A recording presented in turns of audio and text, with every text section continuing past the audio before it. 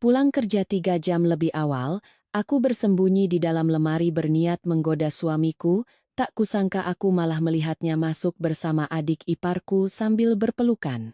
Aku tersenyum dingin, jika kalian suka bermain drama, biarkan aku yang menyutradarainya untuk kalian. Ada candaan yang terasa sepele, namun justru menjadi momen yang membongkar semua kenyataan paling pahit dalam hidup. Dan aku, seorang wanita yang telah menjalani hampir separuh hidupku, tidak pernah menyangka bahwa hanya karena sebuah keisengan kekanak-kanakan, aku justru melihat wajah asli dari suami yang sangat kucintai selama ini.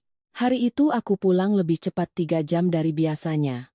Kantor mengalami mati listrik mendadak, sehingga seluruh karyawan diizinkan pulang lebih awal. Saat melangkah keluar dari gerbang kantor, hatiku terasa ringan luar biasa. Sudah lama sekali aku tidak memiliki sore yang senggang seperti ini. Tiba-tiba aku berpikir untuk memberikan kejutan pada suamiku. Dalam perjalanan pulang, aku mampir ke pasar untuk membeli bahan-bahan untuk membuat gulai ikan kesukaan Mas Baskoro, suamiku. Aku juga memilih beberapa jenis sayuran dan daging, membayangkan akan memasak makan malam yang sangat lezat. Kami berdua akan duduk makan bersama dengan hangat. Dalam benakku saat itu, yang terbayang hanyalah gambaran-gambaran sederhana. Dia akan terkejut, tersenyum, lalu mungkin memelukku erat seperti saat kami baru menikah. Namun, aku sama sekali tidak menduga apa yang akan terjadi. Ketika tiba di rumah, aku mendapati pintu tidak terkunci. Saat masuk, suasana terasa sangat sepi. Kupikir mungkin suamiku belum pulang, dan ibu mertuaku juga sedang tidak di rumah.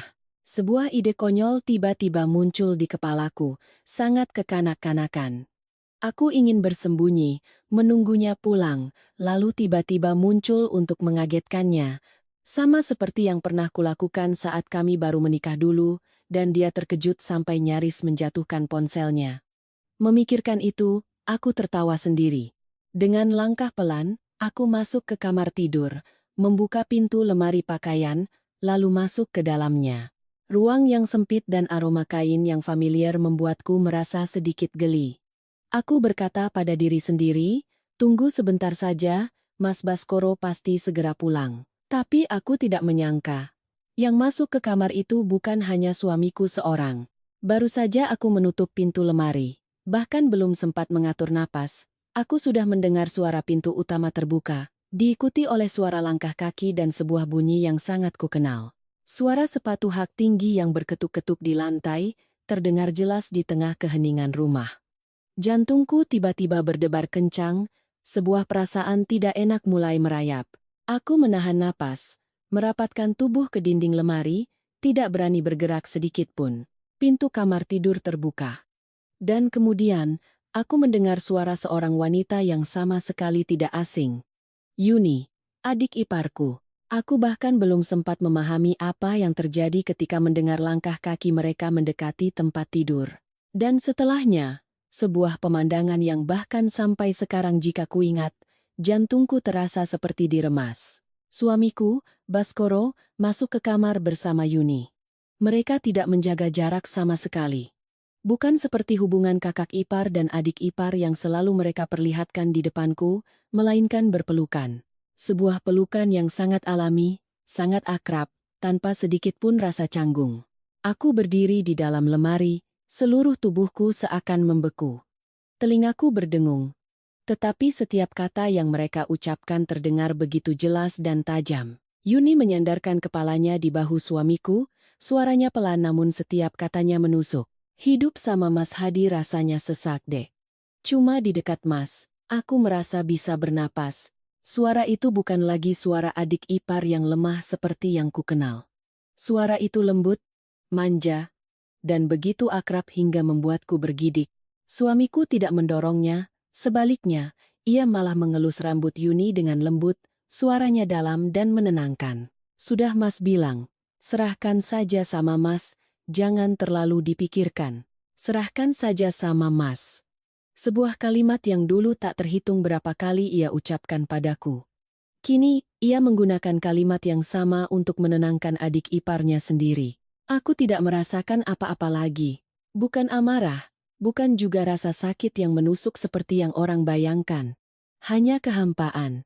Sebuah kehampaan yang dingin membekukan. Aku berdiri di dalam lemari, kedua tanganku terkepal erat, kuku-kukuku menancap dalam ketelapak tangan tanpa terasa sakit. Aku hanya merasa semua yang ada dalam hidupku, dalam keluarga ini, sedang hancur berkeping-keping. Mereka terus berbicara. Bisikan-bisikan pelan, tawa kecil, semuanya seperti sayatan pisau yang menggores hatiku. Aku tidak keluar. Aku tidak berteriak. Aku juga tidak menangis. Entah mengapa, pada saat itu, aku justru tertawa. Tawa yang sangat pelan, sangat lirih, tetapi begitu dingin sampai aku sendiri merasa asing dengan diriku. Di dalam kepalaku hanya ada satu pikiran, jadi semua ini sudah berlangsung lama. Jadi aku orang terakhir yang tahu. Lalu sebuah pikiran lain muncul. Bukan lagi rasa sakit, melainkan kewarasan. Aku bertanya pada diri sendiri, jika aku keluar sekarang, apa yang akan kulakukan? Melabrak mereka, menangis histeris, atau memohon penjelasan? Tidak. Aku tidak mau menjadi wanita menyedihkan seperti itu. Aku menarik napas dalam-dalam, mencoba menstabilkan detak jantungku. Berdiri diam di dalam kegelapan lemari, mendengarkan semuanya dalam diam, merekam setiap kata, setiap intonasi. Lalu, aku tersenyum. Kali ini bukan senyum tak sadar, melainkan senyum yang penuh tujuan. Baiklah. Kalau kalian suka bermain drama di belakangku, biarkan aku yang menyutradarai sebuah pertunjukan yang lebih besar untuk kalian. Aku tidak tahu berapa lama aku berdiri di sana. Yang ku tahu, ketika mereka meninggalkan kamar, ketika suara pintu tertutup, barulah aku perlahan membuka pintu lemari. Kamar itu masih sama seperti saat aku masuk tadi. Hanya saja, wanita yang keluar dari lemari itu bukan lagi wanita yang sama seperti beberapa jam yang lalu. Aku merapikan rambutku, membenahi pakaianku, lalu menatap cermin. Wajahku terlihat biasa saja. Tidak ada yang bisa menebak apa yang baru saja terjadi. Aku melangkah keluar kamar, turun ke dapur, dan meletakkan kantong belanjaan di atas meja. Semuanya masih begitu rapi, rumah ini masih terasa akrab, hanya hatiku yang telah berubah total. Aku tidak ingin bertanya lagi. Aku tidak ingin percaya lagi. Aku hanya punya satu hal yang harus kulakukan, membuat mereka membayar semuanya. Bukan dengan air mata, tapi dengan drama yang telah mereka mulai. Dan kali ini, akulah yang akan menulis naskahnya. Aku berdiri sangat lama di dapur hari itu. Tanganku masih di atas kantong belanjaan yang belum sempat kubuka. Ikan yang kubeli untuk makan malam masih terbungkus plastik. Beberapa ikat kangkung masih basah oleh air sisa dari pasar. Segalanya di depanku masih utuh seperti semula, hanya hatiku yang tidak lagi sama. Dan tepat di saat aku berdiri terpaku itu, kejadian-kejadian beberapa tahun terakhir tiba-tiba muncul kembali di benakku. Jelas. Hingga ke setiap wajah, setiap ucapan, setiap kali aku menenangkan diri dengan berkata, mungkin aku hanya terlalu banyak berpikir. Aku dan Mas Baskoro menikah sudah genap 5 tahun. Dibandingkan banyak orang, pernikahan kami memang tidak terlalu mewah, tetapi dari luar tampak cukup untuk disebut mapan. Dia bekerja di bisnis bahan bangunan, sementara aku seorang akuntan di perusahaan swasta. Uang di rumah sebagian besar aku yang mengelola, mulai dari gaji kami berdua hingga pengeluaran besar dan kecil, akulah yang mencatat, menghitung, dan merencanakannya. Dulu Mas Baskoro sering berkata pada orang lain, uang biar istri yang pegang biar aman, saya ini boros sekali. Setiap kali mendengar itu, hatiku terasa hangat, mengira suamiku begitu percaya padaku. Keluarga suamiku tidak besar. Ayah mertua sudah lama meninggal, di rumah hanya ada ibu mertuaku, Ibu Wati.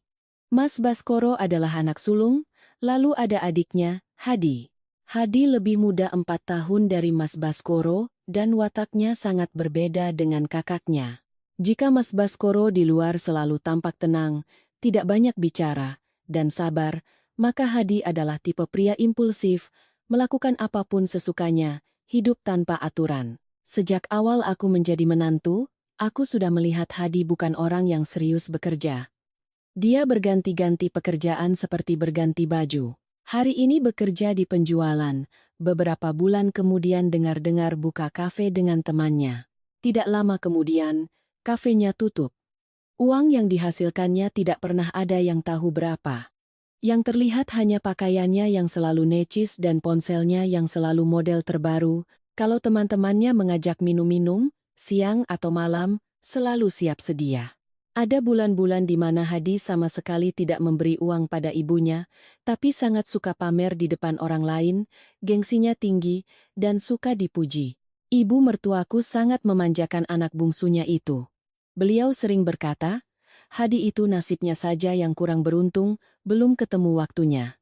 Padahal dia yang paling pintar di keluarga ini, mendengarnya terus-menerus, aku jadi terbiasa. Di rumah ini, apapun yang dilakukan Hadi, benar atau salah, pada akhirnya selalu ada alasan untuk membelanya. Saat itu aku hanya merasa jengkel, belum berpikir jauh. Nanti baru aku sadar, sikap memanjakan yang buta itulah yang telah merusak seluruh fondasi keluarga ini. Sekitar setahun setelah aku menikah dengan Mas Baskoro, Hadi membawa Yuni untuk diperkenalkan. Yuni saat itu terlihat sangat muda, kulitnya putih, wajahnya mungil, bicaranya lembut, dan selalu menunduk saat menyapa. Dia bekerja di sebuah toko kosmetik, keluarganya juga tidak berada. Jadi, saat pertama kali datang, semua orang mengira dia gadis yang baik dan penurut. Aku sendiri pun dulu berpikir begitu. Aku bahkan kasihan padanya, karena menikah dengan pria seperti Hadi pasti akan sengsara. Dan benar saja, kehidupan Yuni setelah menikah tidak setenang yang dibayangkan. Hadi tidak hanya suka bermain, tapi juga punya sifat cemburu yang aneh. Cemburunya bukan karena cinta yang mendalam, melainkan karena menganggap istrinya seperti miliknya pribadi. Suka mengontrol, suka pamer kuasa, dan suka memaksa orang lain untuk patuh. Ponsel Yuni bisa diambil dan diperiksa Hadi kapan saja. Pesan dengan teman-temannya, laki-laki atau perempuan, semua dibacanya.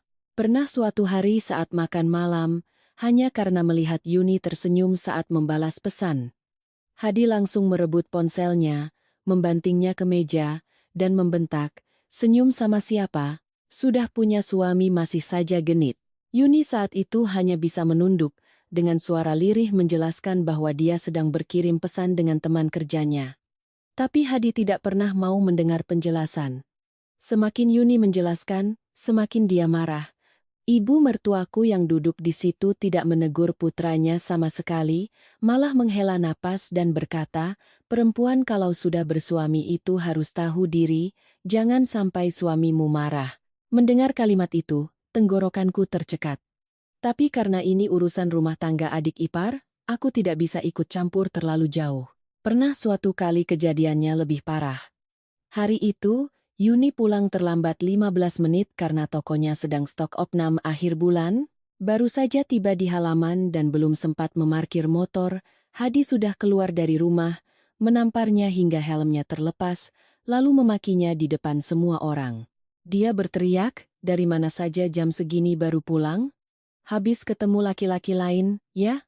Yuni menangis terseduh-seduh, sambil gemetar dia berkata manajernya yang memintanya tinggal untuk menghitung barang, tapi Hadi tidak percaya. Dia merebut ponsel Yuni, lalu membantingnya ke lantai hingga hancur berkeping-keping. Aku yang berdiri di pintu dapur melihat kejadian itu sampai merinding. Tapi ibu mertuaku hanya berlari keluar, menarik tangan Hadi dan berkata, sudah, masuk." Malu didengar tetangga, "Kalau ada apa-apa selesaikan di dalam." Tidak ada satupun kata teguran atas kesalahannya. Sejak saat itu, Yuni mulai sering curhat pada ibu mertua. Suatu hari saat aku sedang memasak, aku mendengarnya menangis di ruang tamu, berkata bahwa hidup dengan Hadi seperti duduk di atas bara api, pulang terlambat sedikit saja sudah diinterogasi dan dicurigai. Ibu mertuaku setelah mendengar hanya melambaikan tangan, "Laki-laki memang begitu, wataknya keras. Perempuan harus sabar dan lembut. Baru rumah tangga bisa damai." Begitulah. Semua keluh kesah Yuni dianggap sebagai hal biasa. Tidak ada yang benar-benar membelanya, tidak ada yang benar-benar memaksa Hadi untuk berubah. Lalu, sejak saat itu, Yuni mengubah caranya. Dia tidak lagi sering mencari ibu mertua, melainkan beralih mencari Mas Baskoro. Awalnya hanya hal-hal kecil yang mudah membuat orang lain iba. Kadang meminta kakak iparnya mengantar membeli sesuatu karena takut Hadi sedang marah. Kadang berdiri di depan gerbang memanggil Mas Baskoro untuk bicara sebentar, mengatakan bahwa di rumah ini hanya kakaknya yang mau mendengarkan curhatnya. Suatu hari aku melihatnya duduk di tangga belakang rumah, matanya merah. Mas Baskoro berdiri di sebelahnya, dengan suara pelan berkata, "Sudah, nanti Mas bicarakan baik-baik dengan Hadi." Jujur, saat pertama kali melihat hal-hal seperti itu, aku tidak curiga sama sekali. Sebaliknya, aku malah merasa suamiku orang yang baik. Aku pernah berpikir, di rumah di mana semua orang memihak atau pura-pura tidak tahu, hanya Mas Baskoro yang mau membela adik iparnya, itu adalah hal yang benar. Aku bahkan pernah berkata padanya, "Mas, jangan terlalu ikut campur. Nanti Hadi tersinggung." Mas Baskoro saat itu hanya tersenyum dan berkata, "Kasihan saja melihatnya. Siapa juga yang mau ikut campur urusan orang lain?" Ya, saat itu aku percaya begitu saja. Aku percaya suamiku hanya orang yang mau mendengarkan. Aku percaya Yuni hanyalah seorang gadis malang yang putus asa mencari sandaran sementara di rumah mertuanya. Aku percaya percakapan di antara mereka hanya sebatas rasa simpati. Dan karena terlalu percaya, aku tidak melihat sesuatu yang sedang tumbuh besar tepat di depan mataku. Sekarang jika kuingat kembali, aku baru sadar ada bahaya yang tidak datang dari petir di siang bolong, tidak juga dari pertengkaran hebat. Bahaya itu datang dari saat-saat orang mengizinkan dirinya melangkahi sebuah batas kecil, lalu satu batas lagi, dan lagi. Sampai akhirnya semua sudah terlalu jauh dan tidak ada yang cukup sadar untuk berhenti. Dan aku saat itu, dengan naifnya masih berpikir itu hanyalah rasa kasihan, tanpa sadar bahwa aku sedang memelihara bahaya di dalam rumahku sendiri. Sesuatu yang dimulai dengan kata kasihan sangat mudah tergelincir menjadi perasaan lain. Terlebih jika orang yang terlibat sengaja membiarkannya tergelincir tanpa ada yang mau menariknya kembali. Setelah fase di mana Yuni sering mencari Mas Baskoro untuk berkeluh kesah, suasana di rumahku mulai berubah dengan cara yang sulit dijelaskan.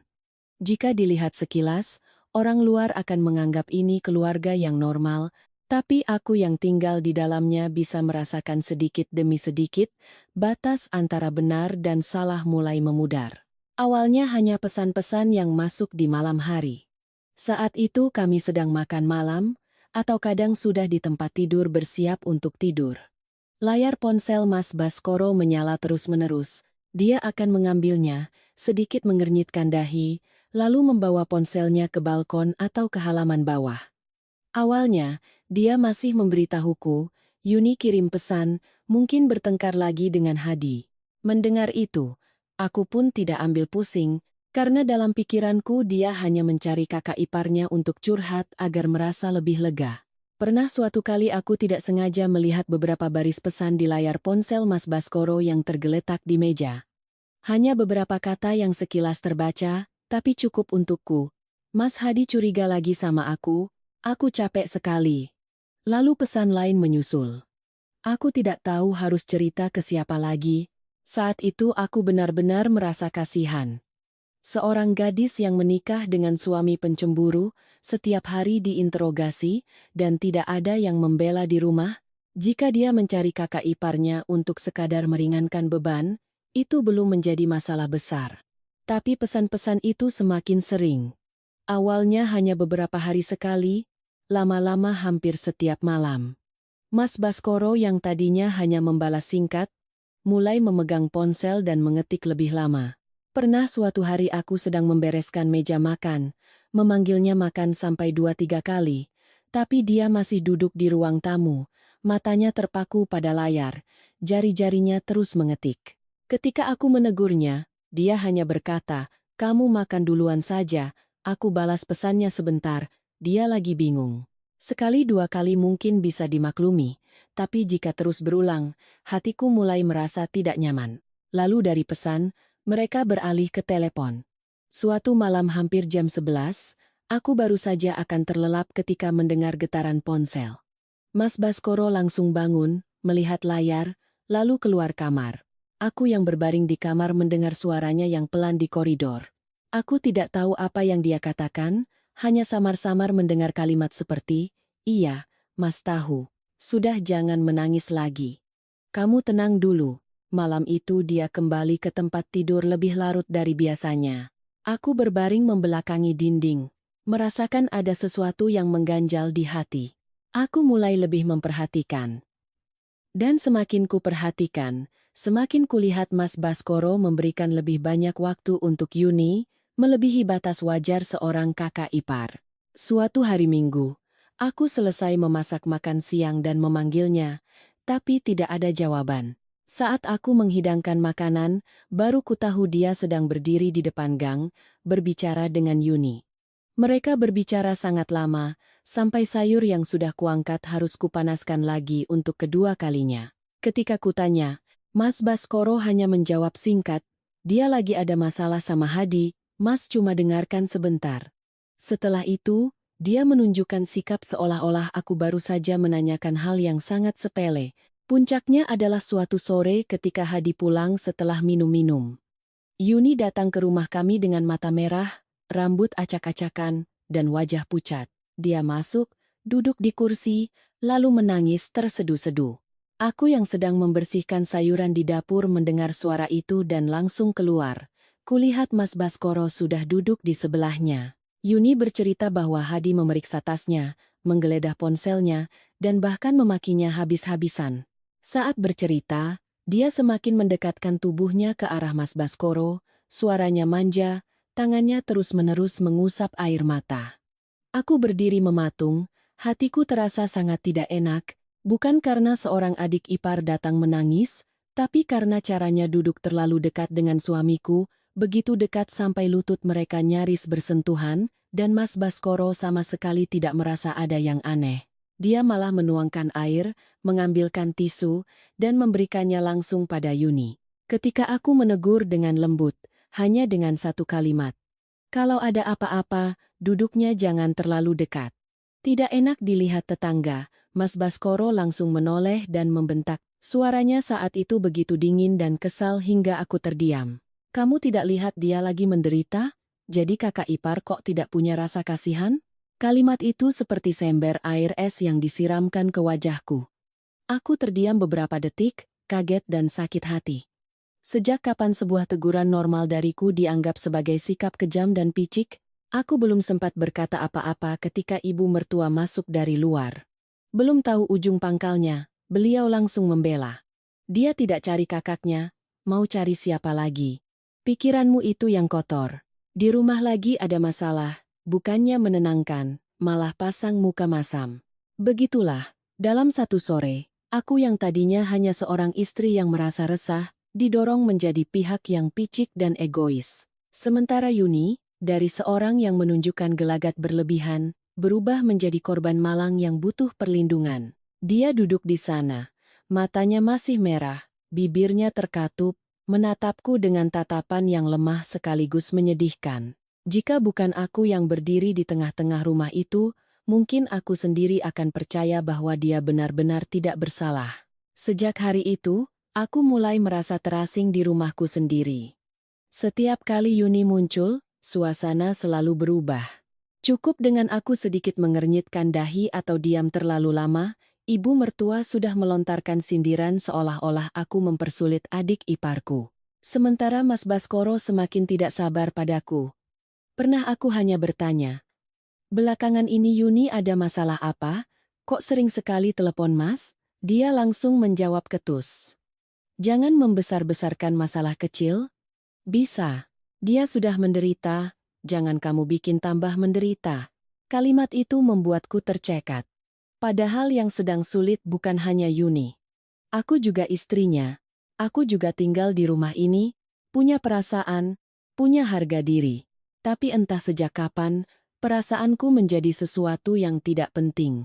Selama Yuni menangis, selama Yuni mengeluh, semua orang akan memihaknya. Sementara aku, cukup dengan satu teguran, akan dicap sebagai wanita picik yang tidak tahu diri. Lalu sebuah kejadian membuatku tidak bisa lagi membohongi diri sendiri. Suatu hari aku pulang kerja lebih awal dari biasanya. baru saja melangkah masuk lewat pintu belakang. Aku mendengar suara bisik-bisik di sudut halaman samping rumah. Aku berniat langsung ke dapur, tapi kemudian melihat Mas Baskoro berdiri membelakangiku, sementara Yuni berdiri di hadapannya. Mereka berbicara sangat pelan. Belum sempat aku melangkah lebih dekat, aku melihat tangan Yuni diletakkan di atas tangan Mas Baskoro. Bukan sentuhan tidak sengaja, melainkan sebuah genggaman yang sangat jelas. Aku langsung berhenti di tempat. Tepat pada saat itu, Mas Baskoro menoleh dan melihatku. Dia terkejut, menarik tangannya hampir seketika. Yuni juga melepaskan tangannya, lalu hanya menunduk seolah tidak terjadi apa-apa. Jantungku berdebar begitu kencang. Aku melangkah mendekat, menatap keduanya dan bertanya dengan setenang mungkin, meskipun di dalam hatiku sudah kacau balau. "Kalian sedang apa?" Mas Baskoro menjawab lebih dulu, sangat cepat. Dialah. Sementara Yuni mengangkat wajahnya, tersenyum tipis. Senyum yang tampak tidak berbahaya, tapi justru membuatku merinding. Dia berkata pelan, "Mbak jangan salah sangka, aku hanya menganggap Mas Baskoro sebagai tempat bersandar." Sebuah kalimat yang terdengar masuk akal, tapi entah kenapa setelah mendengarnya, punggungku terasa dingin. Tempat bersandar macam apa yang harus sampai berpegangan tangan? Tempat bersandar macam apa yang harus dicari di malam hari, mengirim pesan terus-menerus, sampai membuat suamiku meninggalkan makan malamnya? Aku ingin sekali bertanya langsung, tapi akhirnya ku telan kembali. Aku menatap Mas Baskoro, dia menghindari tatapanku.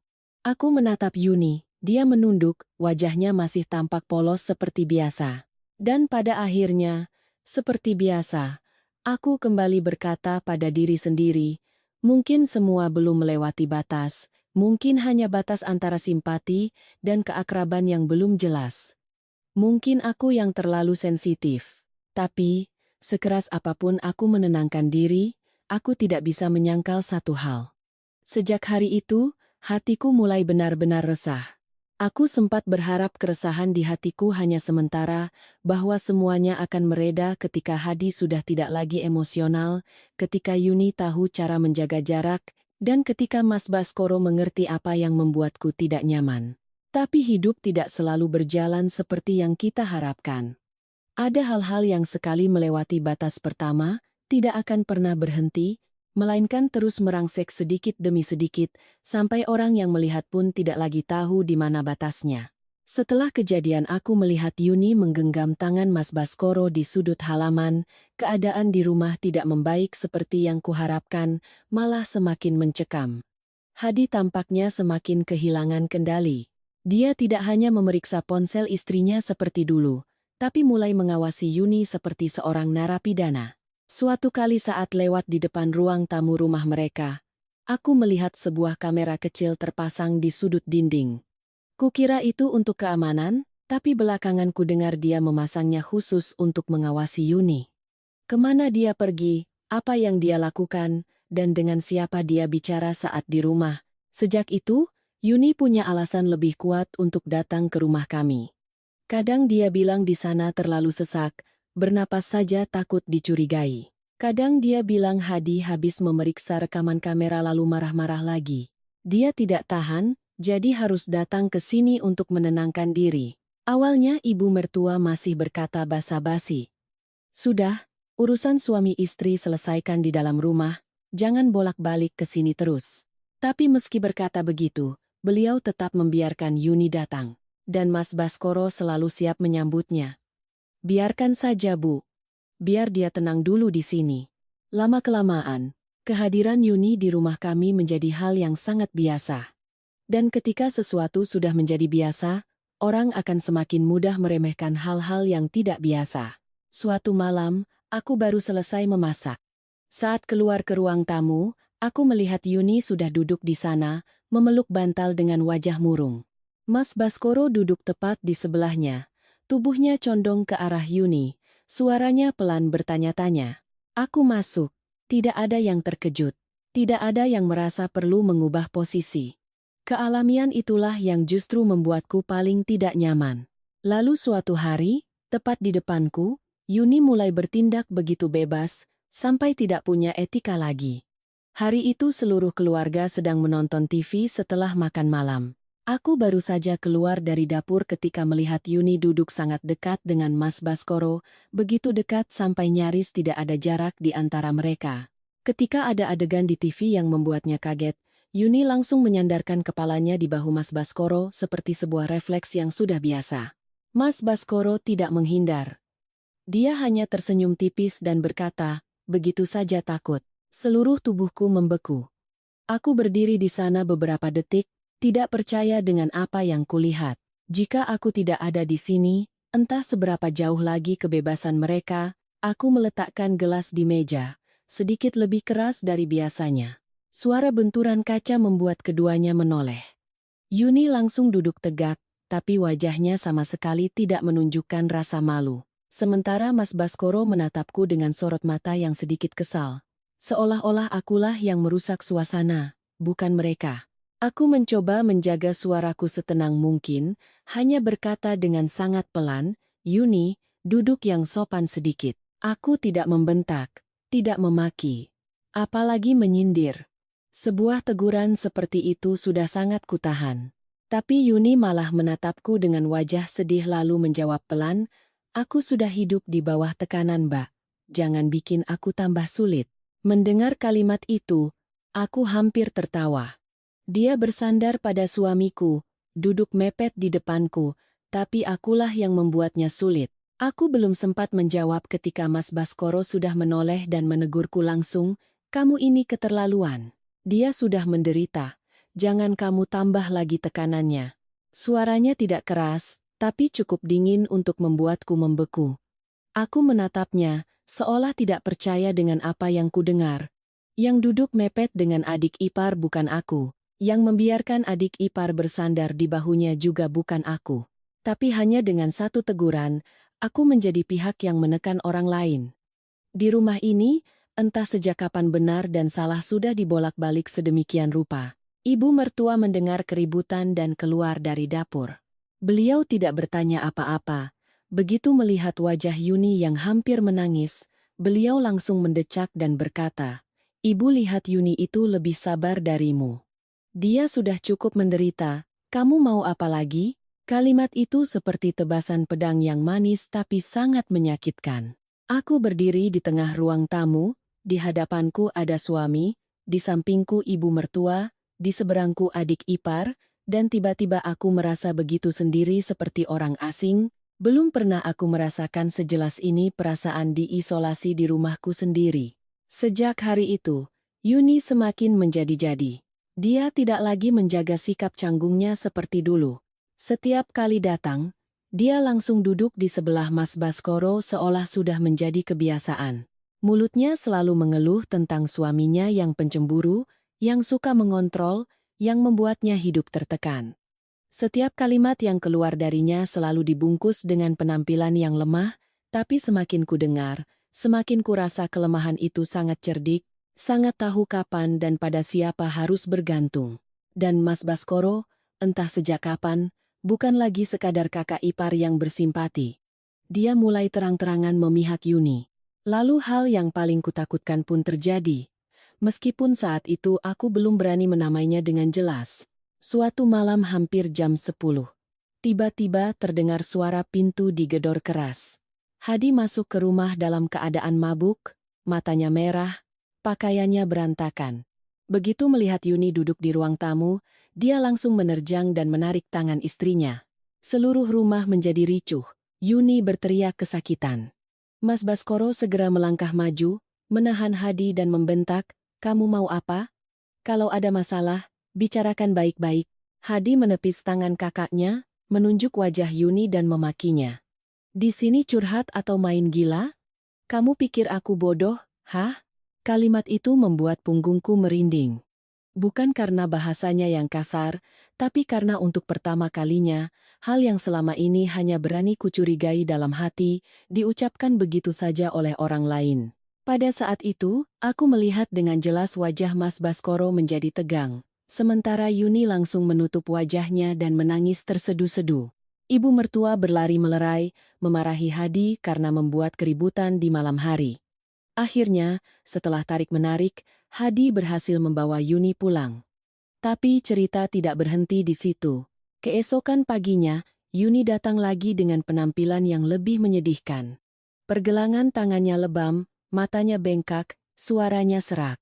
Dia duduk di depan Mas Baskoro dan menangis, menceritakan bahwa semalam dia dipukuli, dituduh yang tidak-tidak, dan disebut perempuan tidak benar. Dia bercerita sambil menatap Mas Baskoro, seolah bergantung pada satu-satunya orang yang bisa menolongnya. Aku duduk di sebelahnya, tapi merasa seolah tidak ada. Karena tatapan Mas Baskoro pada Yuni saat itu sudah benar-benar berbeda. Bukan lagi tatapan kasihan, bukan lagi kelembutan sesaat dari seorang pria yang membela yang lemah. Tatapan itu lebih dalam, lebih berat, lebih berbahaya. Sebuah perasaan yang hanya dengan melihatnya saja sudah cukup membuat orang paham bahwa batas itu telah hilang, dan tepat pada saat itulah aku mulai mengerti satu hal yang sebelumnya sengaja tidak ingin ku mengerti.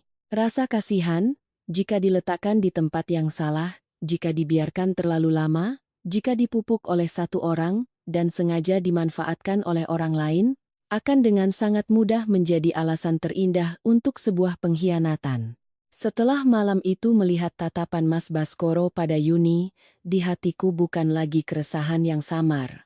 Perasaan itu berubah menjadi beban seberat batu yang menindih dadaku. Aku tidak mengatakannya, juga tidak membuat keributan. Tapi sejak hari itu, aku mulai lebih memperhatikan segalanya di rumah, terutama soal uang. Aku yang memegang kendali pengeluaran utama, mulai dari tagihan listrik dan air, uang belanja, hingga tabungan bersama kami berdua. Hampir setiap bulan aku mencatatnya dengan sangat rapi. Ada hal-hal yang saat bahagia kita anggap sebagai kepercayaan, tapi ketika hati sudah retak, angka-angka itulah yang pertama kali mengungkap kebenaran. Hari itu akhir bulan. Seperti biasa, aku duduk memeriksa kembali buku catatan pengeluaran keluarga. Awalnya hanya kebiasaan, karena aku selalu punya jadwal untuk mengecek rekening di akhir bulan. Tapi ketika aku membuka aplikasi mobile banking, aku terdiam. Saldo di rekening tabungan bersama kami jauh lebih rendah dari yang kuingat. Bukan selisih beberapa juta karena pengeluaran kecil, tapi sebuah jumlah yang sangat besar, cukup untuk membuat orang terkejut. Kukira aku salah ingat. Aku bahkan mencoba menenangkan diri. Mungkin bulan ini ada pengeluaran besar yang belum kucatat. Tapi semakin kubuka buku catatanku, semakin kucocokkan dengan riwayat transaksi, semakin dingin tubuhku. Memang benar ada sejumlah uang yang baru saja ditarik 3 hari yang lalu. Jumlahnya tidak sedikit. Dan yang membuat tanganku mulai gemetar adalah di bagian keterangan transfer tertulis kalimat singkat, bantuan usaha mandiri. Aku duduk terpaku di depan layar ponsel. Bantuan untuk siapa? Di kepalaku saat itu, aku bahkan tidak perlu menebak. Aku mengklik untuk melihat detail penerima. Nama pemilik rekening muncul dengan jelas, tidak salah satu huruf pun, Yuni. Aku menatap nama itu sangat lama. Sampai mataku perih tapi tidak bisa berkedip. Jari-jariku terasa dingin. Ternyata bukan hanya pesan, tatapan, duduk berdekatan, atau pembelaan yang berlebihan. Ternyata di antara mereka juga ada uang. Dan sekali sudah menyangkut uang, itu bukan lagi soal kasihan. Tidak ada seorang pria yang hanya karena kasihan pada adik iparnya, diam-diam menarik uang dalam jumlah besar dari tabungan bersama istrinya untuk diberikan padanya, tanpa memberitahu istrinya sepatah kata pun. Aku duduk diam beberapa menit, lalu berdiri dan langsung masuk ke kamar tidur. Mas Baskoro saat itu baru pulang kerja dan sedang berganti pakaian. Melihatku masuk dengan wajah yang tidak seperti biasanya, dia masih sempat bertanya dengan santai, "Kenapa?" Sikap santainya itu membuatku merasa muak. Aku mengangkat ponselku, meletakkannya tepat di depan wajahnya, menunjuk pada transaksi yang baru saja kuperiksa, lalu bertanya langsung, "Ini apa?" Mas Baskoro melirik layar. Aku melihat dengan sangat jelas, matanya berhenti sepersekian detik. Tapi sedetik kemudian, dia kembali memasang wajah tenang, suaranya datar seolah sedang membicarakan hal sepele. "Oh, itu Mas transfer sedikit buat Yuni.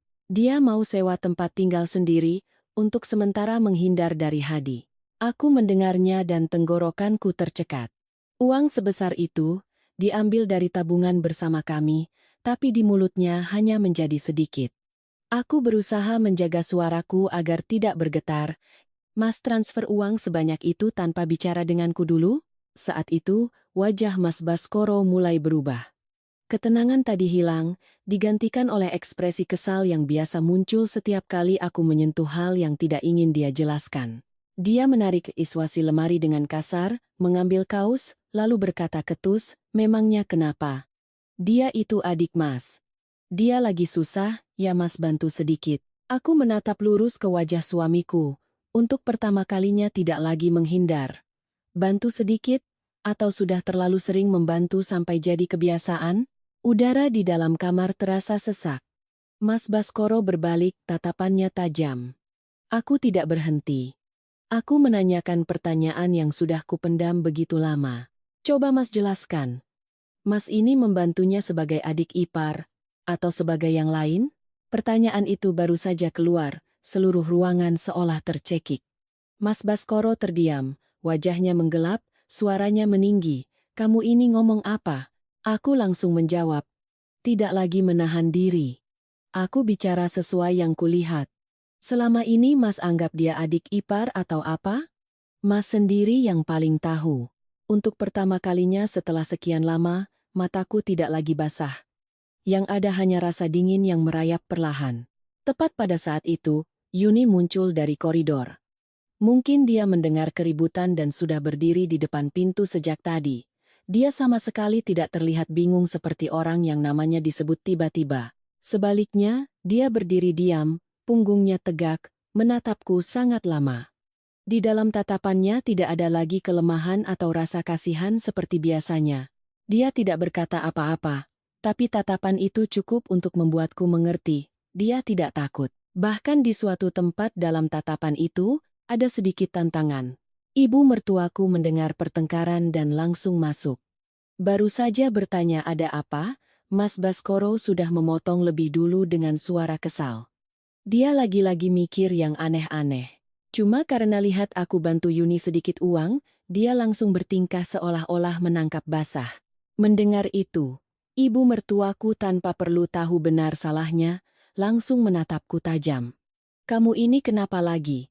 Saudara sendiri saling bantu sedikit saja tidak boleh? Kamu itu cemburuan? Suka menyindir? Bicaramu tidak sopan. Pantas saja rumah ini tidak pernah tenang." Aku menoleh menatapnya. Hatiku penuh rasa pahit. Saling bantu bagaimana kalau uang tabungan bersama ditarik dalam jumlah besar, dan saya sebagai istri tidak diberitahu? Ibu Wati langsung melambaikan tangan, suaranya tajam.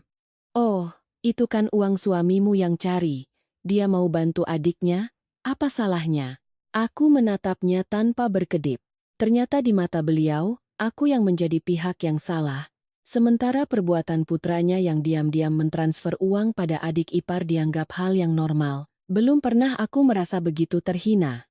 Suasana sedang tegang ketika tiba-tiba dari luar terdengar suara motor berhenti mendadak, diikuti oleh langkah kaki yang tergesa-gesa. Hadi masuk ke kamar, wajahnya merah padam, matanya melotot seperti orang yang sudah terpojok. Dia menunjuk lurus ke arah Yuni, suaranya serak karena marah. "Kamu di sini ngapain? Kamu pikir aku tidak tahu? Kamu main gila dengan siapa saja boleh. Tapi dengan kakak kandungku sendiri. Kamu anggap aku ini apa?" Seluruh rumah membeku. Aku pun tidak menyangka, Hadi akan muncul di saat seperti ini, apalagi dia mengatakannya secara blak-blakan. Wajah Yuni pucat seketika, tapi yang lebih menyakitkanku adalah reaksi Mas Baskoro. Dia tidak memihak kebenaran, tidak panik atau menghindar seperti orang yang dituduh tanpa salah. Sebaliknya, dia melangkah maju, berdiri melindungi Yuni, lalu mendorong Hadi dengan keras. Suaranya penuh amarah. "Jangan keterlaluan kamu. Kalau ada apa-apa, bicarakan baik-baik." Aku berdiri di sana, melihat tangan suamiku melindungi adik iparnya, sementara adik kandungnya sendiri didorong seperti pengacau. Tepat pada saat itu, semua ilusi yang tersisa di dalam diriku hancur berkeping-keping. Jika di antara mereka hanya ada rasa kasihan, Mas Baskoro tidak akan bereaksi secara naluriah seperti itu. Jika dia tidak bersalah, dia tidak akan memilih melindungi Yuni lebih dulu. Dan jika semua ini hanya salah paham, aku tidak akan berdiri di kamar ini dan merasa seperti orang asing dalam pernikahanku sendiri. Pertengkaran setelah itu membuat seluruh rumah kacau balau. Hadi memaki, ibu mertua berteriak, Yuni menangis, dan Mas Baskoro membentak-bentak seolah ingin menutupi semuanya, tapi aku tidak berkata apa-apa lagi. Aku mundur dari kamar itu, berjalan lurus ke dapur, lalu duduk di kursi plastik yang biasa kugunakan. Di luar sana suara-suara masih riuh, sementara di dalam kepalaku, kepingan-kepingan kejadian beberapa bulan terakhir mulai menyatu, begitu pas hingga membuatku merinding. Pesan-pesan larut malam, pembelaan yang tidak masuk akal, tatapan yang menghindar, genggaman tangan di sudut halaman, uang yang ditransfer diam-diam. Semua bukan lagi titik-titik yang terpisah. Malam itu, ketika semuanya akhirnya tenang, aku duduk sendirian dalam kegelapan. Tidak menangis, juga tidak lagi merasakan sakit seperti wanita yang pertama kali dikhianati. Aku hanya merasa pikiranku lebih jernih dari sebelumnya. Aku tidak ragu lagi. Satu-satunya yang kurang hanyalah bukti. Dan jika Tuhan sudah membiarkanku tahu sampai sejauh ini, maka sisanya akan kudapatkan dengan tanganku sendiri. Malam itu, ketika semuanya akhirnya tenang, aku duduk sendirian dalam kegelapan. Tidak menangis, juga tidak lagi merasakan sakit seperti wanita yang pertama kali dikhianati. Aku hanya merasa pikiranku lebih jernih dari sebelumnya. Aku tidak ragu lagi. Satu-satunya yang kurang hanyalah bukti. Dan untungnya, sejak saat aku berdiri di dalam lemari pakaian sore itu, dengan sebuah refleks yang nyaris naluriah, aku telah melakukan hal yang paling penting. Saat mendengar pintu kamar terbuka, saat melihat Mas Baskoro memeluk Yuni tepat di depan mataku, tanganku gemetar hebat sampai nyaris menjatuhkan ponsel. Tapi justru di tengah keterkejutan itu, aku menekan tombol rekam video. Bukan karena aku cerdik, tapi karena saat itu aku sangat paham satu hal. Jika aku hanya keluar dan melabrak mereka, paling-paling aku hanya akan mendapatkan sangkalan, beberapa tetes air mata palsu, dan pada akhirnya akulah yang akan dicap sebagai pembuat onar. Tapi jika aku bisa menyimpan bukti dari apa yang sedang terjadi di depan mataku ini, maka sekeras apapun mereka menyangkal nanti, mereka tidak akan bisa menghapusnya. Aku berdiri di dalam lemari, menahan napas, merekam seluruh adegan Yuni bersandar di bahu Mas Baskoro, adegan dia mengelus rambutnya, adegan mereka berbicara dengan nada lembut, yang hanya diperuntukkan bagi orang yang sangat dekat. Videonya tidak panjang, tapi cukup jelas. Begitu jelas sampai hanya dengan melihatnya sekali saja, hatiku kembali dingin. Setelah mereka meninggalkan kamar, barulah aku keluar, merapikan pakaian, memasukkan ponsel ke dalam tas, lalu turun ke dapur seolah tidak terjadi apa-apa. Saat itu aku tahu, aku tidak boleh gegabah lagi. Malam itu, aku tetap menyiapkan makan malam seperti biasa. Aku menata piring dan sendok, menghangatkan kembali gulai ikan yang sudah dingin, dan duduk di meja makan seperti seorang istri yang tidak merasakan keanehan apapun. Mungkin justru ketenanganku itulah yang membuat Mas Baskoro terkejut. Sepanjang makan, dia sesekali menatapku dengan tatapan menyelidik. Sementara aku, semakin bersikap lembut dari biasanya. Aku bahkan dengan sengaja mengambilkan lauk untuk ibu mertua, menanyakan beberapa hal basa-basi pada Yuni saat dia datang ke rumah seperti biasa.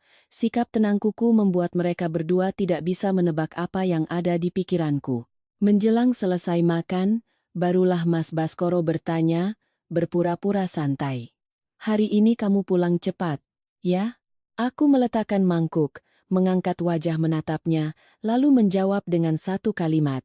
"Iya, pulang cepat biar bisa lihat ada kejutan apa." Begitu kalimatku selesai, tangan Mas Baskoro berhenti di tengah jalan. Hanya sekejap, tapi aku melihatnya dengan sangat jelas. Yuni yang duduk di sebelahnya juga menunduk, jari-jarinya mencengkeram kursi. Tidak ada yang bicara lagi, tapi justru keheningan setelahnya semakin meyakinkanku bahwa mereka memang bersalah. Beberapa hari berikutnya, aku mengubah caraku bersikap. Aku tidak lagi cemburu. Aku tidak lagi menyindir. Aku juga tidak menyinggung soal uang yang ditransfer pada Yuni. Apalagi soal sore hari di dalam lemari. Aku memilih cara yang paling sulit bagi seorang wanita yang dikhianati. Diam.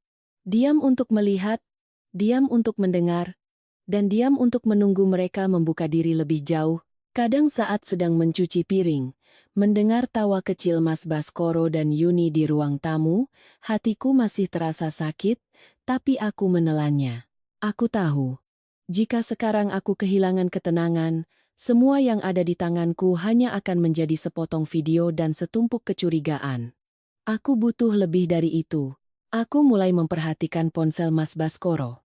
Suatu malam, dia sedang mandi, aku memanfaatkan waktu untuk memeriksanya. Tapi apa yang kutemukan justru membuatku semakin dingin sekaligus semakin sadar, hampir tidak ada satupun pesan antara dia dan Yuni. Riwayat panggilan juga bersih. Dihapus begitu rapi sampai tidak ada jejak yang tersisa. Justru kebersihan yang berlebihan itulah bukti paling jelas bahwa ini bukan pertama kalinya mereka bersembunyi. Orang yang tidak bersalah tidak perlu menghapus jejak serapi itu. Aku meletakkan kembali ponselnya, hatiku sedingin es. Ternyata mereka berdua tidak hanya selingkuh, tapi juga sangat berhati-hati. Sejak hari itu, aku semakin pandai berakting.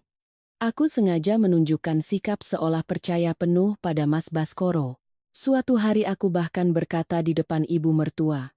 Belakangan ini pekerjaan lagi sibuk sekali, untung ada Yuni sering ke sini. Jadi rumah tidak terlalu sepi. Setelah aku mengatakan itu, Yuni sendiri sampai menatapku dengan heran. Mungkin dia tidak mengerti kenapa aku yang tadinya begitu sinis bisa berubah secepat ini. Tapi dengan cepat dia kembali tenang.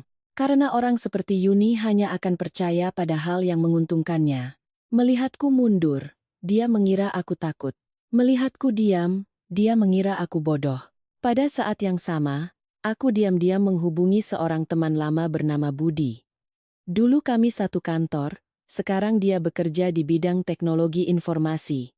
Aku tidak menceritakan semua masalah keluargaku, hanya berkata singkat bahwa aku perlu memulihkan data dari ponsel yang pesannya sudah dihapus dan perlu cara untuk melacak pergerakan rekening jika ada transaksi yang tidak wajar. Budi tidak banyak bertanya.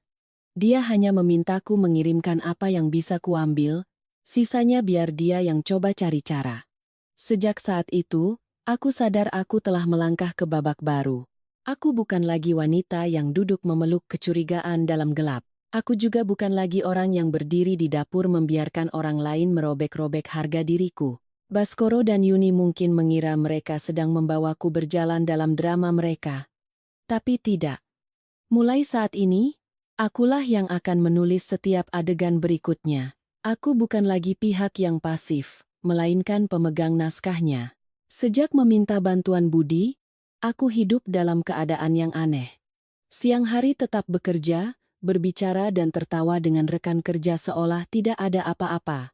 Malam hari pulang, memasak, membersihkan rumah, tetap memainkan peran sebagai istri yang normal sampai kadang aku sendiri merasa ngeri pada diriku. Tapi begitu pintu kamar tertutup, atau ketika rumah sudah sepi, aku akan duduk sendirian dengan ponselku, menunggu setiap petunjuk kecil seperti orang menunggu vonis dijatuhkan. Aku tahu, sekali melangkah di jalan ini, cepat atau lambat aku akan melihat semua hal yang tidak ingin ku percaya lagi. 2 hari kemudian, Budi meneleponku.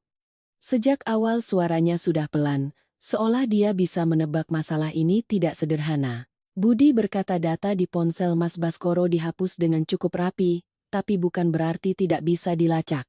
Ada beberapa percakapan yang sudah hilang total, tapi sebagian masih bisa dipulihkan dari memori cache dan salinan sinkronisasi. Aku berdiri di balkon kantor sambil menerima telepon, tanganku terkepal begitu erat sampai ujung jarinya memutih.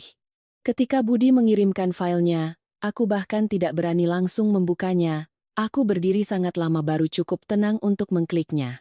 Baris-baris pertama yang muncul di layar sudah cukup membuat tenggorokanku tercekat. Bukan lagi kalimat-kalimat penghiburan biasa seperti yang selama ini kubayangkan. Ini adalah bahasa orang-orang yang sudah melanggar batas sejak lama. Ada pesan dari Yuni, "Mas jangan tinggalkan aku. Aku bertahan dengan Mas Hadi hanya demi Mas. Satu kalimat singkat itu seperti palu yang menghantam kepalaku. Ternyata peran sebagai adik ipar Malang itu bukan baru sehari dua hari. Peran itu sudah dimainkan cukup lama sampai Yuni berani mengatakan hal seperti itu. Cukup lama sampai suamiku membiarkannya percaya bahwa dia bisa menuntut. Aku menggulir ke bawah. Semakin ku baca semakin merinding. Potongan-potongan pesan yang tidak berurutan, tapi cukup untuk menunjukkan bahwa hubungan mereka bukan hanya pertemuan sembunyi-sembunyi, melainkan hubungan yang sudah berjalan cukup lama. Mereka membuat janji bertemu dengan sangat akrab, berbicara dengan nada yang tidak akan pernah disangka oleh orang luar sebagai kakak dan adik ipar. Aku duduk di meja kerjaku, mata terpaku pada layar sampai terasa perih. Ada satu pesan dari Mas Baskoro. Tenang saja, nanti Mas yang atur. Di pesan lain, Yuni membalas, Mas sudah janji, jangan buat aku menunggu sia-sia. Semakin ku baca, semakin aku paham betapa dalam aku telah dibohongi. Tapi itu belum semua. Ketika Budi mengirimkan rangkuman transaksi yang berhasil dia lacak dari ponsel dan notifikasi email bank yang lama, aku baru sadar masalah ini lebih busuk dari yang kukira. Bukan hanya satu transfer besar yang kutemukan sebelumnya. Selama hampir 6 bulan terakhir, Mas Baskoro sudah berkali-kali mentransfer uang pada Yuni. Ada yang beberapa juta rupiah, ada yang puluhan juta, kadang hanya berselang beberapa hari. Setiap kali keterangannya selalu samar, beli barang, urusan mendadak, pinjaman sementara. Tapi di antara tumpukan transaksi itu, ada satu yang membuatku terdiam lama, investasi bersama. Investasi bersama dengan siapa? Investasi apa? Kenapa seorang pria yang sudah beristri membawa uang bersama keluarga untuk investasi bersama dengan adik iparnya sendiri? Pertanyaan itu terus berulang di kepalaku. Saat itulah aku menyadari sesuatu yang lebih menakutkan dari perselingkuhan. Di antara mereka bukan hanya ada perasaan dan nafsu. Di antara mereka ada perhitungan. Dan ketika sebuah hubungan kotor mulai bercampur dengan uang, itu tidak akan berhenti pada pengkhianatan biasa. Malam itu saat pulang, aku harus berakting lebih baik lagi. Aku tidak boleh membiarkan Mas Baskoro atau Yuni tahu bahwa aku sudah punya bukti tambahan. Aku bahkan dengan sengaja duduk di sebelah suamiku dan berkata dengan nada biasa, akhir pekan ini aku mau pulang ke rumah orang tua beberapa hari. Ibu belakangan ini sering mengeluh sakit punggung, aku juga sudah lama tidak ke sana. Mas Baskoro yang sedang melihat ponsel, langsung mengangkat wajahnya, sedikit terlalu cepat, lalu bertanya, berapa hari? Aku menjawab singkat, mungkin 2 atau 3 hari. Dia mengangguk, mencoba terlihat biasa saja, tapi sorot matanya yang sedikit berbinar tidak bisa lepas dari penglihatanku. Aku hanya tersenyum tipis dalam hati. Memang benar. Ada hal-hal yang cukup dengan memberinya sedikit ruang, mereka akan langsung menunjukkan sifat aslinya.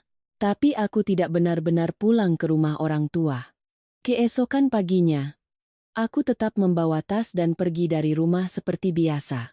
Aku bahkan menelepon ibuku untuk berpesan, jika Mas Baskoro bertanya, katakan saja aku memang mampir. Setelah itu, aku tinggal sementara di apartemen kosong milik teman kantorku yang tidak jauh dari rumah.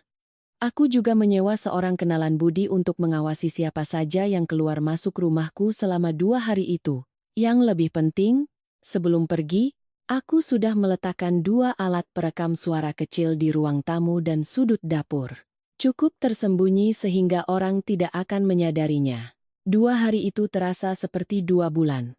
Siang hari aku bekerja, tapi pikiranku selalu di rumah. Malam hari di apartemen kosong, aku membuka ponsel, memeriksa laporan, lalu mendengarkan setiap rekaman suara yang berhasil didapat. Pada malam kedua, saat sedang memutar rekaman suara kursi ditarik dan gelas beradu, tiba-tiba aku mendengar suara Yuni dengan jelas. Suaranya pelan, tapi tidak lagi terdengar menyedihkan seperti biasanya. Dia bertanya langsung, kapan Mas mau tegas sama dia? Jantungku seperti diremas. Aku langsung duduk tegak, tidak berani bernapas. Lalu suara Mas Baskoro terdengar rendah, tegas, dan dingin. Harus pelan-pelan. Aset-aset masih atas nama dia. Hanya dengan satu kalimat itu, telingaku berdengung, tanganku gemetar sampai nyaris menjatuhkan ponsel. Semua kepingan teka-teki selama beberapa bulan terakhir akhirnya menyatu menjadi sebuah gambaran yang utuh, lebih kotor dan kejam dari yang kubayangkan. Mereka bukan hanya tidur bersama di belakangku. Mereka bukan hanya menggunakan kedok simpati untuk menipuku. Mereka juga sedang menunggu waktu yang tepat, menunggu sampai mereka bisa mengambil apa yang mereka inginkan dariku. Aku duduk di ruangan gelap itu sangat lama. Tidak menangis, tidak memaki, juga tidak lagi merasakan sakit seperti ditusuk tiba-tiba. Rasa sakit itu sudah lewat. Sebagai gantinya adalah sesuatu yang lain, lebih dingin, lebih sadar, dan jauh lebih tajam. Aku menatap layar ponsel yang masih menyala, mendengarkan kembali kalimat itu sekali lagi, lalu perlahan mematikannya. Saat itulah aku tahu, aku telah melewati batas terakhir dari kelembutan hati. Aku tidak sakit lagi. Aku mulai merasa dingin. Rasa dingin di dalam diriku setelah malam mendengar rekaman itu tidak membuatku tidak bisa tidur, justru membuatku jauh lebih sadar. Aku sangat paham, jika sekarang aku langsung mengonfrontasi mereka dengan semua bukti, paling-paling Mas Baskoro akan menyangkal, Yuni akan menangis, dan ibu mertuaku akan kembali menyalahkan sifat cemburu seorang istri. Aku punya bukti, benar. Tapi aku belum mau menyerang saat ini. Aku tidak hanya ingin mereka mengakui kesalahan. Aku ingin mereka, karena keserakahan mereka sendiri, melangkah ke titik di mana mereka tidak bisa kembali lagi. Keesokan paginya aku berangkat kerja seperti biasa. Tapi sore harinya saat baru tiba di rumah, aku sengaja memulai pembicaraan dengan Mas Baskoro dengan nada yang sangat ringan, seolah-olah tidak ada badai apapun di hatiku. Aku berkata, aku sudah pikirkan baik-baik. Suami istri hidup bersama. Kalau punya harta, sebaiknya atas nama berdua biar lebih jelas. Kalau nanti ada apa-apa, surat-surat atas namaku sendiri juga tidak bagus. Bagaimana kalau kita urus surat-surat untuk nama bersama biar lebih tenang, Mas? Baru saja aku selesai bicara, Mas Baskoro yang sedang melepaskan jam tangan langsung mengangkat wajahnya. Reaksinya terlalu cepat. Begitu cepat sampai dalam sekejap aku tahu umpanku tepat sasaran. Dia menatapku beberapa detik, lalu tersenyum. Senyum yang dipaksakan terlihat alami, tapi sorot matanya sangat jelas berbinar. Dia menjawab hampir seketika. Mas juga sedang mau bicara soal itu. Namanya suami istri. Kalau ada apa-apa atas nama bersama kan lebih baik. Aku duduk di tepi kursi, di luar tampak tenang, tapi di dalam hati aku tertawa dingin. Mas juga sedang mau bicara. Sebuah kalimat yang terdengar hangat, tapi bagiku saat itu hanyalah topeng yang baru saja terlepas separuh. Selama ini, setiap kali aku menyinggung soal surat-surat aset, Mas Baskoro selalu mengalihkan pembicaraan atau bilang nanti saja. Tapi hari ini, baru saja aku membuka mulut, dia langsung menyambarnya seperti orang tenggelam yang menemukan pelampung. Jika di hatinya tidak ada niat tersembunyi, siapa yang akan sesenang itu? Aku tidak berhenti di situ. Aku berpura-pura ragu sejenak, lalu melanjutkan, seolah-olah inilah yang benar-benar kupikirkan. Ada satu hal lagi, belakangan ini di kantor, ada yang mengajakku ikut investasi di proyek baru. Aku sedang berpikir, kalau mau menarik uang dalam jumlah besar, surat-surat harus dirapikan dulu, biar nanti tidak repot. Aku mengatakannya sambil menunduk merapikan ujung bajuku, tidak menatap wajahnya. Tapi aku tahu persis, setiap kata yang kukeluarkan saat itu seperti tetesan minyak yang disiramkan ke dalam api. Mas Baskoro diam sejenak, lalu bertanya perlahan, "Jumlah besar itu seberapa?" Aku menjawab dengan santai, "Cukup besar. Kalau jadi, mungkin harus pakai sebagian besar tabungan kita selama ini." Dia mengangguk, berpura-pura berpikir, tapi sudut bibirnya sedikit menegang. Aku tahu keheningan seperti itu. Itu bukan pertimbangan, melainkan perhitungan. Malam itu, Mas Baskoro bersikap sangat berbeda, sampai-sampai jika orang luar melihatnya, mungkin akan mengira dia adalah suami paling teladan di dunia. Selesai makan, dia berinisiatif membereskan piring, menanyakan pekerjaanku, lalu berkata, "Kalau menurutmu itu kesempatan bagus, lakukan saja." Mas selalu mendukung. Semakin ku dengar semakin aku merasa mual. Malam harinya, aku tidak langsung tidur. Aku berbaring membelakanginya, berpura-pura tidur pulas, tapi di dalam kepalaku aku menunggu. Benar saja, menjelang tengah malam, ponselnya bergetar. Dia dengan sangat pelan bangun dan berjalan ke balkon. Aku tidak bergerak, hanya menahan napas dan mendengarkan. Suaranya begitu pelan sampai tidak terdengar jelas. Tapi intonasinya bukan seperti sedang mendengarkan orang curhat seperti biasanya. Suaranya cepat, singkat, seperti orang yang sedang membahas urusan penting. Saat dia kembali masuk, meskipun langkahnya sangat pelan, aku masih bisa mencium bau rokok tipis di bajunya. Mas Baskoro hanya merokok jika ada masalah besar yang sedang dipikirkannya. Keesokan paginya, aku mendorong semuanya lebih jauh lagi. Aku sengaja duduk di ruang tamu dan menelepon seorang teman yang bekerja di kantor notaris. Aku berbicara cukup keras agar orang di dapur dan di halaman bisa mendengarnya. Aku berkata, iya, mungkin minggu ini aku ke sana untuk lihat dulu contoh surat kuasa dan akta kepemilikan bersama. Harus teliti, jangan sampai setelah tanda tangan malah kena masalah hukum. Aku sengaja menekankan kata-kata masalah hukum dan setelah tanda tangan tepat saat aku tahu Yuni sedang menjemur pakaian di teras. Benar saja, sekitar 10 menit kemudian, saat aku lewat di dapur, aku melihat Yuni masuk mencari ibu mertua. Tapi matanya terus melirik ke arah ruang tamu. Wajahnya tidak lagi acuh tak acuh seperti beberapa hari sebelumnya, melainkan gelisah yang coba disembunyikan. Sore harinya, saat aku berpura-pura pulang telat dari pasar, kenalan Budi melaporkan sesuatu yang sangat berharga. Yuni diam-diam bertemu dengan Mas Baskoro di ujung gang. Mereka berbicara sangat cepat, tapi cukup untuk terdengar satu kalimat dari Yuni, harus cepat, kesempatan seperti ini tidak datang dua kali. Mendengar itu, aku yang sedang duduk di warung pinggir jalan hampir tertawa. Ternyata hanya dengan mencium bau uang, sifat asli manusia bisa terungkap secepat itu. Malam itu, aku diam-diam mempersiapkan langkah berikutnya. Melalui Budi, aku bertemu dengan seorang kenalan yang biasa mengurus surat-surat sipil. Aku tidak melakukan hal ilegal, hanya meminta dibuatkan satu set kontrak investasi dan perjanjian aset yang formatnya sah secara hukum, tetapi di dalamnya kumasukkan beberapa klausul yang sangat mengikat. Siapapun yang menandatanganinya, jika terbukti melakukan penipuan, menyembunyikan kepentingan pribadi, atau menggunakan aset bersama untuk tujuan yang salah, maka seluruh haknya akan langsung batal, bahkan harus membayar ganti rugi. Aku membaca setiap barisnya dengan teliti, lalu tersenyum. Sebesar apapun keserakahan mereka, akan kubiarkan keserakahan itu yang mencekik leher mereka sendiri.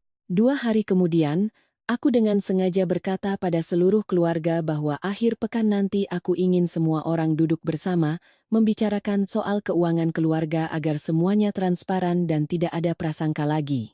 Ibu mertuaku mendengar itu bahkan mengangguk-angguk setuju, berkata, "Nah, begitu baru benar." Mas Baskoro berpura-pura tenang, tapi matanya sudah menunjukkan ketidaksabaran.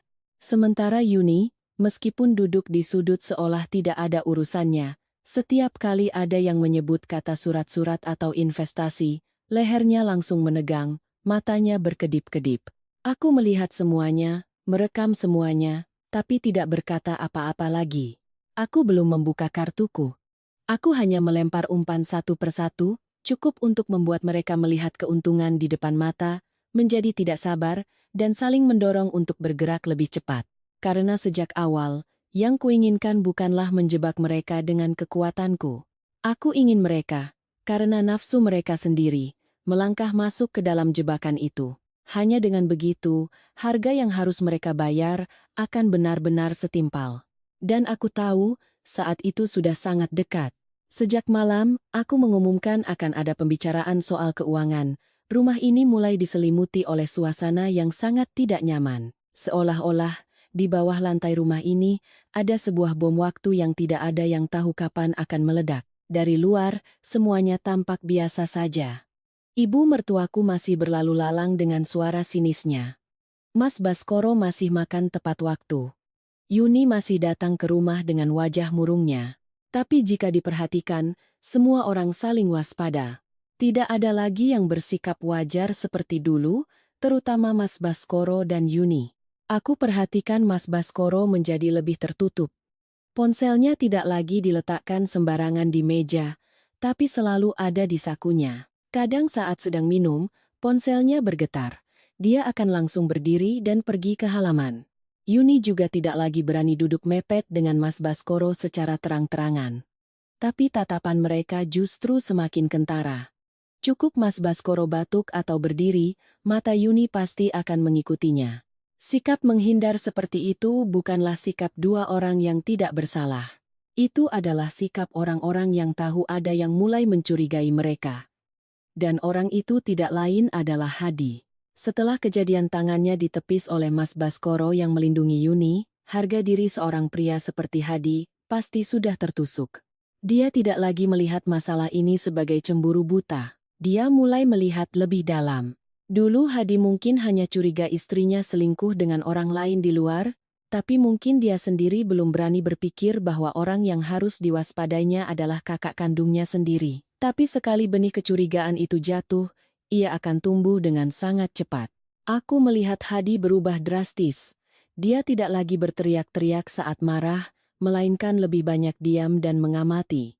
Suatu hari saat Yuni baru saja keluar gerbang untuk menerima telepon, aku melihat Hadi berdiri di ujung halaman, diam, hanya menatap tajam ke punggung istrinya.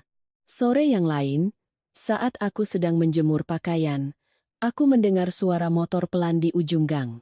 Ternyata Hadi tidak pergi bekerja seperti yang dikatakannya. Dia sedang berhenti di balik tikungan, matanya terpaku ke arah rumah. Dia mulai benar-benar mengawasi. Dan apa yang harus terjadi, terjadilah. Suatu malam hampir jam 9. Yuni sedang duduk di sudut dapur membalas pesan, mengira tidak ada yang memperhatikan. Tapi Hadi, entah dari mana, sudah berdiri diam di belakangnya. Aku yang di ruang tamu mendengar suara geraman Hadi. Kirim pesan ke siapa sampai disembunyikan begitu? Lalu terdengar suara kursi terdorong dan ponsel direbut paksa. Aku tidak perlu lari ke sana untuk membayangkan apa yang terjadi. Yuni berteriak, sementara Hadi membentak seperti petir. Beberapa detik kemudian, seluruh rumah kembali riuh. Saat aku masuk ke dapur, ponsel Yuni sudah ada di tangan Hadi. Wajahnya merah padam, rahangnya mengeras. Yuni pucat pasi, mencoba merebut kembali ponselnya tapi tidak berhasil. Hadi melihat sesuatu di layar, lalu mengangkat wajahnya, tatapannya penuh amarah dan rasa malu. Dia mungkin tidak menemukan bukti yang sangat jelas, mungkin hanya pesan-pesan yang sudah dihapus sebagian atau jejak-jejak samar. Tapi itu sudah cukup untuk membuat api kecurigaan di kepalanya meledak. Ini apa? Kenapa kamu kirim pesan ke kakakku jam segini? Hadi menggeram. Yuni gemetar, tapi dengan cepat memasang wajah yang sudah biasa kugunakan. Dia menangis meraung-raung. Kalau Mas tidak percaya, ya sudah, aku sudah cukup menderita hidup begini. Setiap hari Mas geledah ponselku, setiap hari Mas curiga. Kalau Mas mau aku mati, bilang saja. Kecerdikan Yuni ada di situ. Dia selalu tahu kapan harus menangis untuk mengubah dirinya menjadi korban. Baru saja tangisannya pecah, Mas Baskoro masuk dari luar. Aku tidak tahu seberapa banyak yang dia dengar, tapi caranya langsung menengahi Hadi dan Yuni begitu cepat membuatku ingin tertawa sinis. Dia menarik tangan Hadi. Suaranya tajam, hentikan. Kalau ada masalah, bicarakan baik-baik. Beraninya cuma sama perempuan? Hadi menoleh pada kakaknya, tatapannya seolah ingin menelannya hidup-hidup. Mas jangan bela dia. Justru Mas yang harus jelaskan. Dia mengucapkan setiap kata dengan penekanan, dan aku tahu, konflik di antara kedua saudara ini sudah mencapai titik tidak bisa kembali lagi. Ibu mertuaku kembali melerai dengan lagu lamanya, menyalahkan Hadi yang emosional, mengasihani Yuni yang menderita, dan memuji Mas Baskoro yang baik hati karena membela. Tapi kali ini suasananya berbeda. Hadi tidak lagi sembrono. Dia menatap lurus ke wajah kakaknya, matanya penuh curiga. Sementara Mas Baskoro, meskipun di mulutnya masih berpura-pura tidak bersalah, semakin terlihat gugup. Hanya Yuni yang menangis sejadi-jadinya, sampai orang luar yang melihat mungkin akan kasihan. Dan aku, berdiri di sudut, melihat semuanya, mendengar semuanya, dan hatiku justru terasa sangat tenang. Aku sadar, Hubungan kotor ini sudah mulai menghancurkan dirinya sendiri, tanpa perlu aku melakukan banyak hal, cukup dengan satu dorongan di saat yang tepat, semuanya akan meledak. Dan aku tahu, akulah yang harus memberikan dorongan itu. Keesokan paginya, saat Hadi sedang duduk di teras merokok, wajahnya kuyu karena tidak tidur semalaman, aku sengaja membawakan segelas air dan meletakkannya di depannya. Aku tidak langsung menyinggung masalah semalam. Aku hanya duduk, menghela napas seolah aku juga sangat lelah, lalu berkata tanpa arah, sebenarnya ada beberapa hal yang aku juga tidak tahu harus cerita atau tidak. Hadi langsung menoleh padaku. Tepat seperti yang kuduga, dia begitu lapar akan kebenaran sampai sepotong informasi kecil pun akan dia lahap. Aku diam beberapa detik, lalu melanjutkan dengan suara pelan, jangan anggap aku ikut campur. Ya. Tapi belakangan ini, Mas Baskoro sering bantu Yuni soal uang. Kukira kamu sudah tahu. Hanya dengan satu kalimat itu, wajah Hadi berubah total. Dia tidak berkata apa-apa, tapi tangannya yang memegang rokok terkepal begitu erat sampai rokoknya patah. Tatapannya yang tadinya keruh karena marah berubah menjadi sesuatu yang lebih gelap, lebih tajam. Kali ini, arah kecurigaannya sudah benar-benar tertuju pada orang yang tepat. Aku berdiri, tidak berkata apa-apa lagi. Ada hal-hal yang tidak perlu dijelaskan panjang lebar. Cukup dengan melempar satu kalimat, biarkan orang yang sedang curiga itu menyambungkan sisanya dengan rasa malu dan harga dirinya sendiri. Saat melangkah masuk ke rumah, aku mendengar suara kursi plastik didorong dengan keras di belakangku. Aku tidak menoleh, aku hanya sedikit tersenyum. Karena saat itu, aku sangat paham satu hal. Aku tidak perlu menghancurkan mereka lagi, mereka akan saling menghancurkan. Sejak aku mengucapkan kalimat itu pada Hadi di teras, segalanya di rumah ini mulai berjalan jauh lebih cepat, seperti mesin yang baru saja didorong ke kecepatan tertinggi. Aku melihat perubahan itu dengan sangat jelas pada setiap orang. Mas Baskoro tidak lagi hanya waspada, tapi mulai tidak sabar. Yuni berhenti memasang wajah polosnya, digantikan oleh tatapan cemas, seolah takut ada sesuatu yang akan pecah. Dan Hadi, dari seorang pria yang hanya tahu marah-marah, kini berubah menjadi pendiam yang menakutkan. Dia tidak banyak bicara, tapi keheningannya justru membuat orang lain gelisah. Bagiku, aku tahu sudah saatnya untuk menyelesaikan babak terakhir. Semua yang kubutuhkan sudah hampir lengkap di tanganku. Rekaman video di kamar tidur, rekaman suara percakapan Baskoro dan Yuni soal aset, bukti transfer uang, potongan pesan yang berhasil dipulihkan, dan beberapa rekaman suara lainnya dari beberapa hari sebelumnya. Aku duduk sendirian di kamar, menata semuanya di depanku. Mendengarkan kembali setiap rekaman, menandai setiap bagian penting, mencatat setiap tanggal. Aku tidak boleh ceroboh, karena aku sangat paham, untuk membongkar kebohongan mereka sekali untuk selamanya, aku tidak bisa hanya mengandalkan emosi. Harus ada bukti, harus ada urutan. Harus ada satu serangan telak yang membuat mereka tidak bisa menyangkal lagi. Dan kesempatannya, seolah Tuhan sudah menyiapkannya untukku. 3 hari lagi adalah hari selamatan untuk memperingati wafatnya kakek dari pihak suami. Setiap tahun, hari itu selalu ramai dihadiri kerabat. Paman, bibi, sepupu, semua berkumpul. Sebuah acara keluarga di mana satu masalah kecil saja cukup untuk menyebar ke seluruh klan. Tepat. Aku tidak perlu memilih tempat lain. Acara selamatan keluarga inilah yang akan menjadi panggung paling sempurna untuk membuka setiap topeng yang mereka kenakan. Malam itu, saat makan malam, aku sengaja berkata dengan nada yang begitu tenang, sampai ibu mertuaku sendiri terkejut. Aku berkata, aku sudah pikirkan baik-baik. Setelah acara selamatan nanti, mungkin aku akan urus surat-surat untuk mengalihkan semua aset atas namaku menjadi atas nama Mas Baskoro. Toh kita suami istri selamanya, atas nama siapapun tidak masalah. Baru saja aku selesai bicara, sumpit di tangan Baskoro berhenti di udara.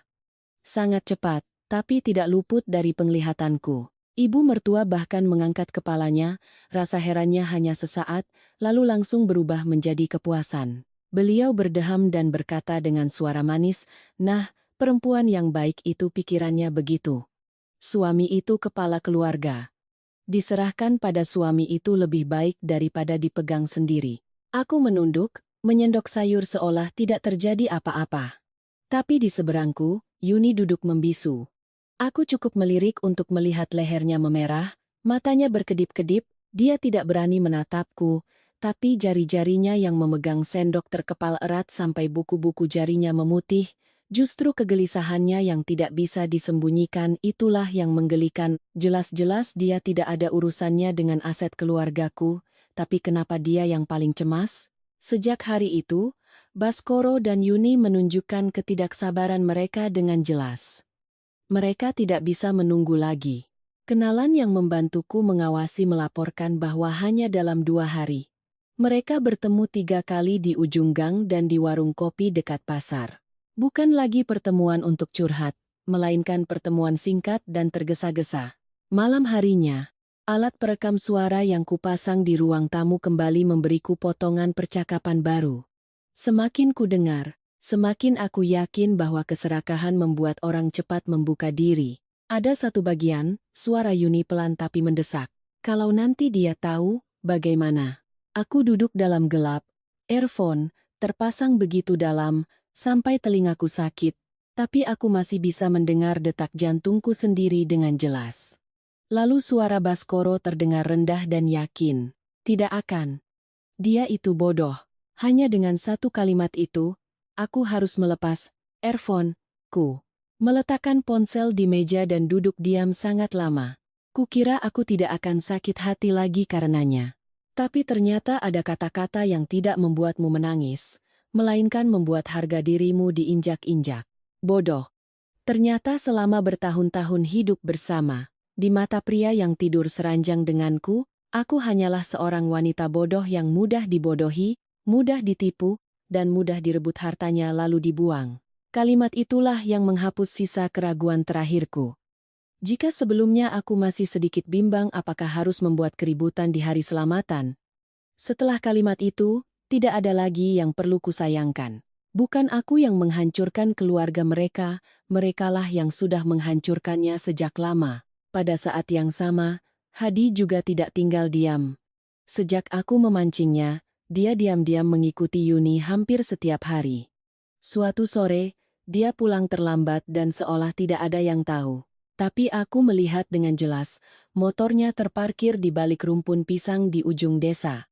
Suatu malam, dia bahkan berdiri di halaman sangat lama, matanya terpaku pada jendela ruang tamu tempat Baskoro baru saja keluar untuk menerima telepon. Hadi tidak lagi melabrak, dan itulah yang justru lebih berbahaya. Seorang pria yang tadinya hanya tahu emosi, sekali mulai diam untuk mengamati, artinya dia sudah sangat yakin, ada sesuatu yang busuk sedang terjadi. Aku tahu sudah saatnya untuk bertemu dengannya secara pribadi. Bukan untuk menceritakan semuanya, tapi untuk mendorongnya ke tepi jurang kebenaran. Sore sebelum hari selamatan, aku mengajak Hadi bertemu di warung di ujung desa, memilih waktu saat hari mulai gelap dan tidak ada orang yang kami kenal di sekitar. Dia menatapku dengan tatapan curiga sekaligus tidak sabar. Aku tidak berputar-putar. Aku mengeluarkan ponsel dan memutarkan sebuah rekaman singkat untuknya. Hanya bagian di mana Yuni berkata, "Kapan Mas mau tegas sama dia?" dan suara Baskoro yang menjawab soal aset. Hanya itu, aku tidak menunjukkan videonya, tidak memberikan bukti transfer, juga tidak menceritakan semua yang kutahu. Setelah mendengarnya, wajah Hadi pucat lalu memerah dalam sekejap. Dia berdiri begitu tiba-tiba sampai kursinya jatuh. Rahangnya mengeras sampai aku seolah bisa mendengar giginya bergemeletup. "Berikan semuanya padaku," geramnya. Aku tetap duduk tenang menatapnya. Belum saatnya. Hadi maju. Tangannya mencengkeram meja seolah ingin mematahkannya. "Mbak mau tunggu apa lagi?" "Mereka sudah tidur di belakangku." Aku menjawab sangat pelan. "Kalau mau tahu semua kebenarannya, tunggu sampai hari selamatan besok." Dia terdiam. Amarah di matanya masih ada, tapi aku tahu dia mendengarkan. Aku melanjutkan, suaraku rendah dan dingin, "Kalau kamu buat keributan sekarang, paling-paling mereka akan menyangkal lagi. Kamu berkelahi, yang malu tetap kamu." Tapi kalau di waktu yang tepat, di tempat yang tepat, di depan seluruh keluarga besar, tidak akan ada yang bisa lari. Hadi bernapas terengah-engah, dadanya naik turun. Lalu dia menggeram dan mengangguk dengan sangat kuat. Satu anggukan itu sudah cukup. Aku tahu, mulai saat ini semua bidak catur sudah berada di posisinya. Malam itu aku pulang, mengunci pintu kamar, lalu menata semuanya untuk terakhir kalinya. Ponsel, file rekaman, video, salinan pesan, bahkan nama 2 orang yang bisa menjadi saksi jika diperlukan. Aku duduk sampai larut malam untuk menyusun urutan bukti, merencanakan kalimat mana yang akan kuucapkan lebih dulu, kapan harus berhenti, dan kapan harus memutar rekaman yang mana. Aku bukan lagi wanita yang dikhianati suaminya sambil menangis memeluk bantal. Aku sedang mempersiapkan sebuah pertunjukan di mana mereka semua akan ditelanjangi oleh kebenaran. Di luar, angin bertiup di antara pohon-pohon. Di dalam rumah, semua orang masih mengira besok hanyalah acara selamatan biasa. Hanya aku yang tahu, besok adalah hari di mana semuanya akan berakhir. Aku mematikan layar ponsel, duduk diam dalam gelap sejenak, lalu berkata dalam hati, kali ini, tidak ada jalan kembali untuk siapapun. Pagi itu, rumah keluarga Baskoro sudah ramai sejak fajar. Kerabat dari dalam dan luar kota, paman, bibi, semua datang silih berganti. Suara sapaan, denting piring, dan orang-orang yang saling memanggil untuk menata meja membuat suasana di luar terdengar meriah, tapi hatiku justru setenang danau.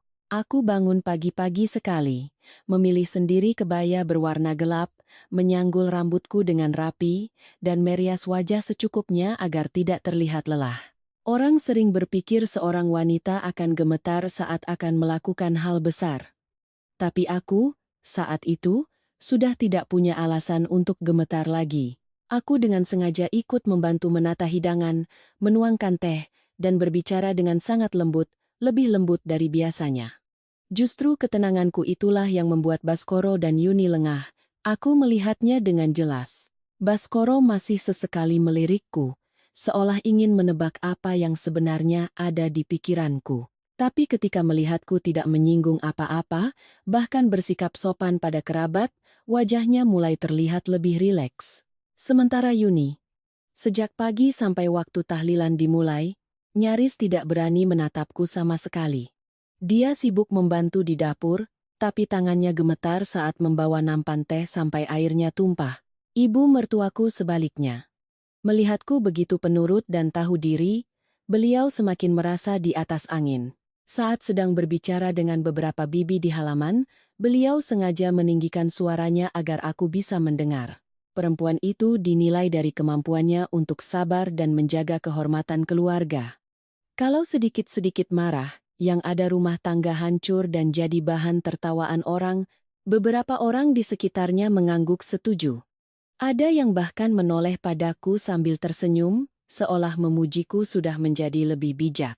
Aku yang sedang membawa teko-teh lewat, mendengar itu hanya berhenti sejenak, lalu menjawab dengan sangat pelan, "Iya Bu." Aku juga berpikir ada hal-hal yang sebaiknya dijelaskan di hari kumpul keluarga seperti ini.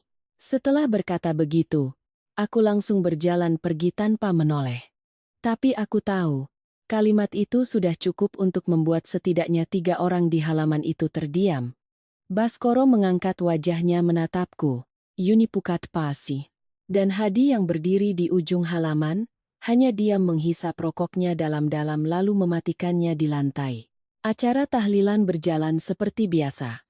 Asap dupa mengepul, hidangan tersaji di depan meja, dan doa-doa dari para paman terdengar khusyuk.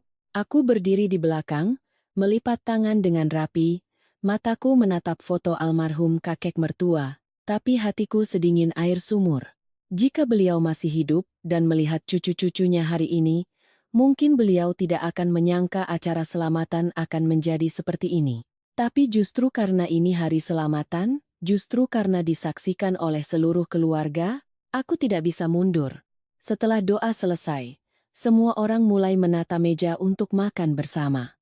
Suara kursi ditarik, anak-anak berlarian, dan orang dewasa saling memanggil membuat suasana sedikit riuh. Tepat pada saat itulah, aku berdiri. Tanpa perlu mengetuk gelas atau berbicara keras, Cukup dengan aku berdiri di tengah halaman itu sambil memegang sebuah map tipis, suara-suara perlahan mereda. Aku memandang berkeliling, menunggu sampai semua tatapan tertuju padaku, baru aku angkat bicara. Saya mohon izin untuk berbicara sebentar mengenai urusan keluarga dan aset. Hari ini ada paman, bibi, dan seluruh keluarga. Saya ingin semuanya menjadi saksi. Begitu mendengar kata aset, banyak yang mengangkat kepala. Mungkin semua mengira aku akan mengumumkan pengalihan surat-surat atas nama Baskoro, seperti yang sudah kusiratkan beberapa hari sebelumnya. Ibu mertuaku bahkan berdeham dan duduk lebih tegak. Baskoro sedikit tersenyum, mencoba terlihat tenang, tapi matanya sudah menunjukkan penantian.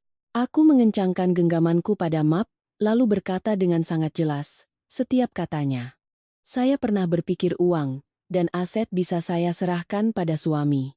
Tapi sebelum menyerahkannya, saya perlu memperjelas satu hal.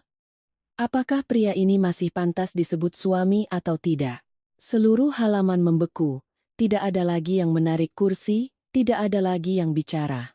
Aku bahkan bisa mendengar suara sendok yang jatuh pelan di meja sebelah. Baskoro adalah orang pertama yang bereaksi. Dia tertawa canggung, suaranya dipaksakan seolah aku sedang tidak waras. Kamu ini kenapa, Dewi? Hari ini acara selamatan. Jangan buat masalah. Aku menatap lurus ke wajahnya, tidak ada sedikit pun rasa gentar. Buat masalah? Apa bisa lebih parah dari yang sudah kalian perbuat? Begitu kalimat itu selesai, aku membuka ponselku, menekan tombol putar pada rekaman suara pertama. Suara sedikit berdesis terdengar, lalu suara Yuni keluar begitu jelas di tengah halaman, "Kapan Mas mau tegas sama dia?"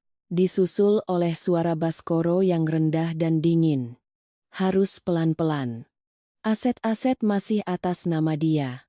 Hanya dengan satu rekaman singkat itu, beberapa bibi yang duduk paling dekat sampai ternganga. Ada yang berbisik pelan, "Ya Tuhan." Ibu mertuaku membeku. Baskoro tidak bisa tertawa lagi, matanya melotot seolah tidak percaya aku berani memutarnya di acara ini. Yuni adalah yang pertama berdiri.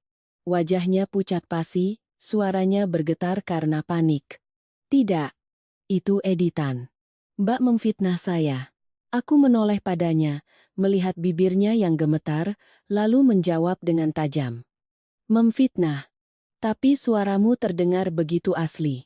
Atau perlu Mbak putarkan video, saat kamu ada di kamar tidur Mbak, biar semua keluarga dengar." Kalimat itu baru saja keluar. Seluruh halaman seperti disiram air es. Beberapa orang menoleh tajam ke arah Yuni, tatapan mereka berubah dari kaget menjadi jijik. Tepat pada saat itu, terdengar suara perang. Hadi sudah membanting cangkir tehnya ke meja. Airnya muncrat, matanya merah padam, urat lehernya menonjol. Dia menunjuk lurus ke wajah Yuni dan menggeram, "Pelacur. Jawab, kamu sama kakakku benar-benar berbuat?"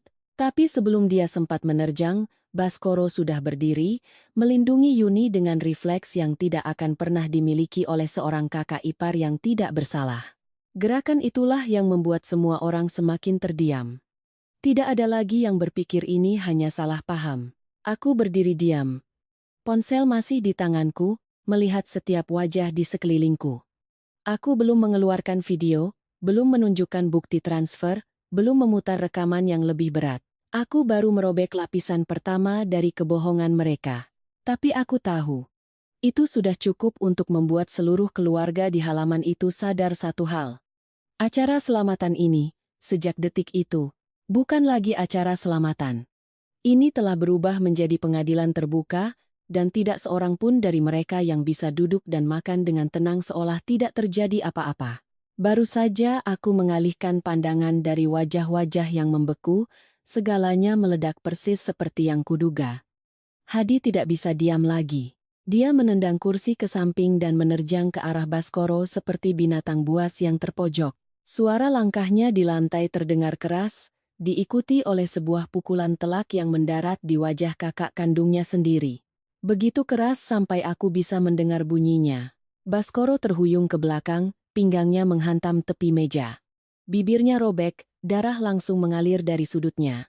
Hadi menggeram, suaranya serak karena marah. "Kamu kakak kandungku, tapi kamu tega tidur dengan istriku. Kalimat itu baru saja keluar, seluruh halaman kembali senyap. Anak-anak ditarik oleh orang tua mereka ke sudut. Beberapa bibi berdiri sambil memegangi dada, sementara para paman serentak maju, takut kedua saudara itu akan berkelahi dan merusak acara. Tapi amarah Hadi kali ini bukan lagi cemburu buta seperti dulu. Ini adalah rasa malu seorang pria yang baru saja dipermalukan di depan seluruh kerabatnya. Yang membuat semua orang lebih terkejut lagi bukanlah pukulan itu, melainkan reaksi Yuni setelahnya. Dia tidak berlari ke arah suaminya. Tidak menahan Hadi seperti seorang istri yang takut suaminya kalap, apalagi menangis memohon karena merasa difitnah. Sebaliknya, dia menjerit lalu berlari menolong Baskoro. Caranya yang panik menyentuh bahu dan menopang lengan Baskoro. Caranya menunduk dan bertanya, "Mas tidak apa-apa?" membuat seluruh keluarga terperangah seolah baru saja ditampar. Seorang bibi yang sudah tua yang berdiri di dekat meja sesajen bergumam, "Ya Allah. Jadi benar semua ini." Hanya dengan satu kalimat itu, lapisan topeng terakhir robek semakin lebar. Namun, yang membuatku paling muak adalah ibu mertuaku. Di tengah pemandangan putra sulungnya berdarah, putra bungsunya mengamuk, dan menantu perempuannya memeluk kakak iparnya, dia tidak menampar Yuni seperti yang orang bayangkan, juga tidak mencoba mencari tahu kebenarannya. Hal pertama yang dilakukannya adalah menunjuk wajahku dan memaki. Matanya melotot, bibirnya bergetar, suaranya melengking. Kamu sengaja membuat drama di hari selamatan ini untuk mencoreng nama baik keluarga kami." Mendengar itu, aku tertawa dingin. Sampai sejauh ini, yang dipikirkannya masih nama baik. Aku menatap lurus padanya, menjawab dengan satu kalimat. "Saya yang mencoreng, atau putra ibu sendiri yang melakukannya?" Kalimat itu baru saja jatuh, beberapa kerabat menoleh ke arah Ibu Wati dengan tatapan yang sudah berbeda. Baskoro, sambil memegangi meja, mencoba berdiri. Tangannya menyeka darah di bibirnya, masih berusaha menyangkal. Dia menoleh ke arah semua orang, menunjuk Yuni, suaranya bergetar tapi tetap mencoba memainkan peran sebagai korban. "Semuanya jangan hanya mendengar dari satu pihak. Ini semua karena Yuni yang menggoda saya. Saya hanya kasihan karena melihat dia dipukuli Hadi. Makanya saya jadi lemah." Mendengar itu, aku tahu jika kubiarkan dia bicara lebih lama, dia akan kembali menyalahkan perempuan. Aku tidak memberinya kesempatan untuk berakting lebih jauh. Aku mengambil ponsel kedua yang sudah kusiapkan, melemparkannya ke atas meja, lalu memutar videonya. Layar menyala di tengah halaman. Meskipun siang hari, gambar di dalam kamar tidur cukup jelas. Seluruh keluarga melihat dengan mata kepala sendiri bagaimana Baskoro membuka pintu, Yuni mengikuti di belakang, lalu Baskoro sendiri yang memeluk pinggangnya dan menariknya mendekat. Melihat itu saja, beberapa orang sudah membuang muka, tapi aku membiarkan videonya terus berjalan. Baskoro mengelus rambut Yuni, menunduk dan mencium keningnya. Sementara Yuni bersandar di dadanya seperti wanita yang sudah terbiasa dimanja. Tidak ada lagi yang bisa disangkal. Bukan lagi soal kasihan, simpati, atau digoda. Kebenarannya terpampang nyata di layar, telanjang dan memalukan, tepat di depan meja leluhur. Ibu mertuaku menatap ponsel itu, wajahnya pucat pasi. Bibirnya yang biasanya selalu tajam, kini hanya bergetar tanpa bisa mengucapkan sepatah kata pun. Hadi yang melihat rekaman itu benar-benar seperti orang gila. Dia melepaskan diri dari pegangan para paman dan menerjang untuk mencekik Yuni. Tangannya begitu kuat sampai wajah Yuni membiru dalam sekejap. Beberapa pria harus berusaha keras melepaskan cengkeramannya dan menahan Hadi, sementara Yuni, setelah terbatuk-batuk, kembali memainkan peran lamanya. Dia menangis dan meraung-raung seolah dialah yang paling malang di halaman ini. Tapi kali ini, di tengah kepanikannya, dia justru membuka topengnya sendiri. Sambil terisak, dia menunjuk Baskoro. "Bukan salahku. Mas Baskoro yang janji akan menikahiku.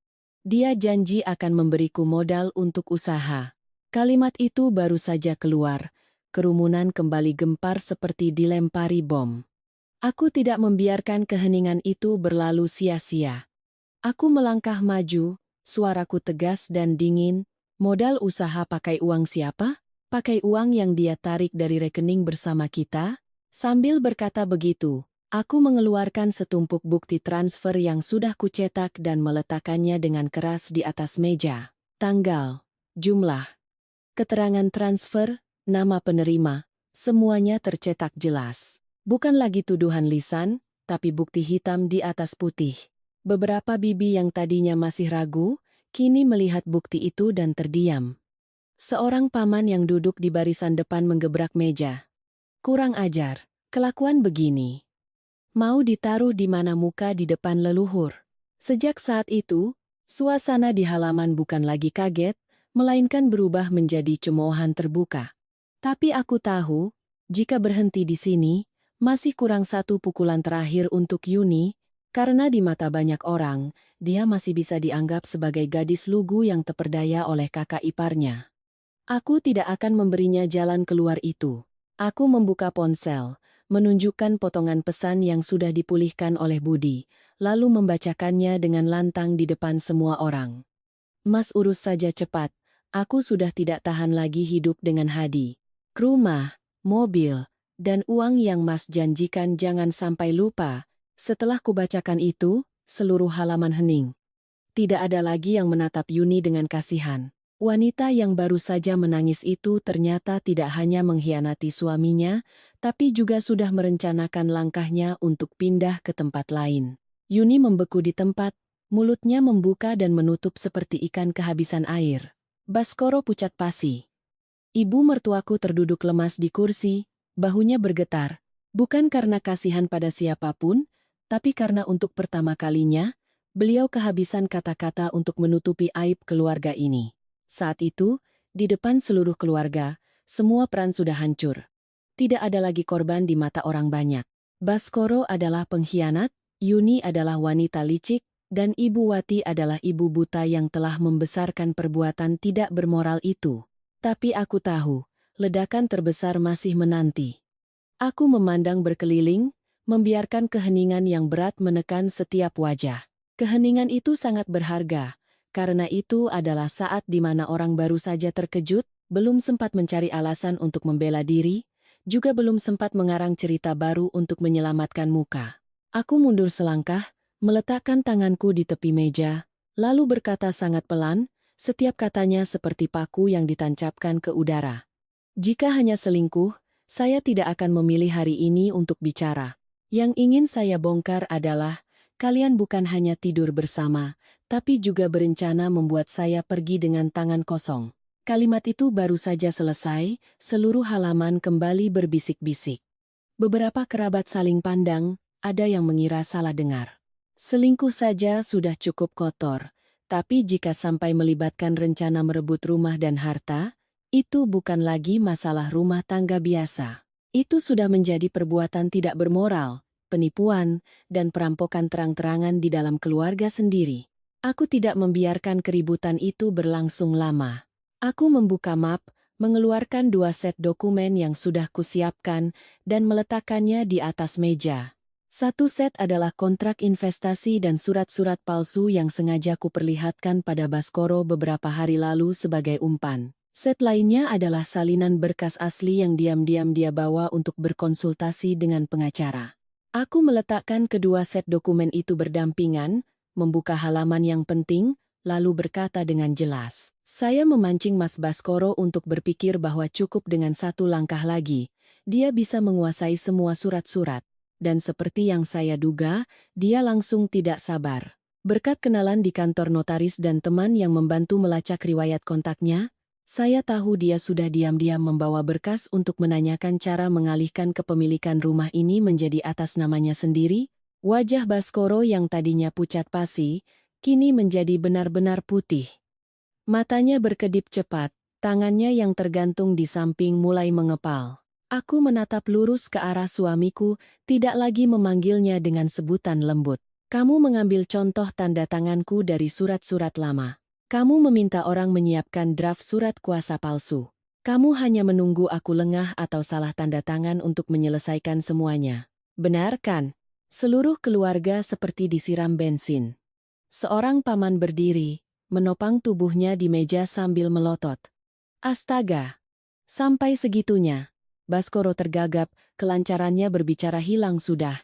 Kamu dengar dari siapa? Aku tidak melakukan apa-apa. Aku langsung memotongnya. Tidak melakukan? Bayas berkata.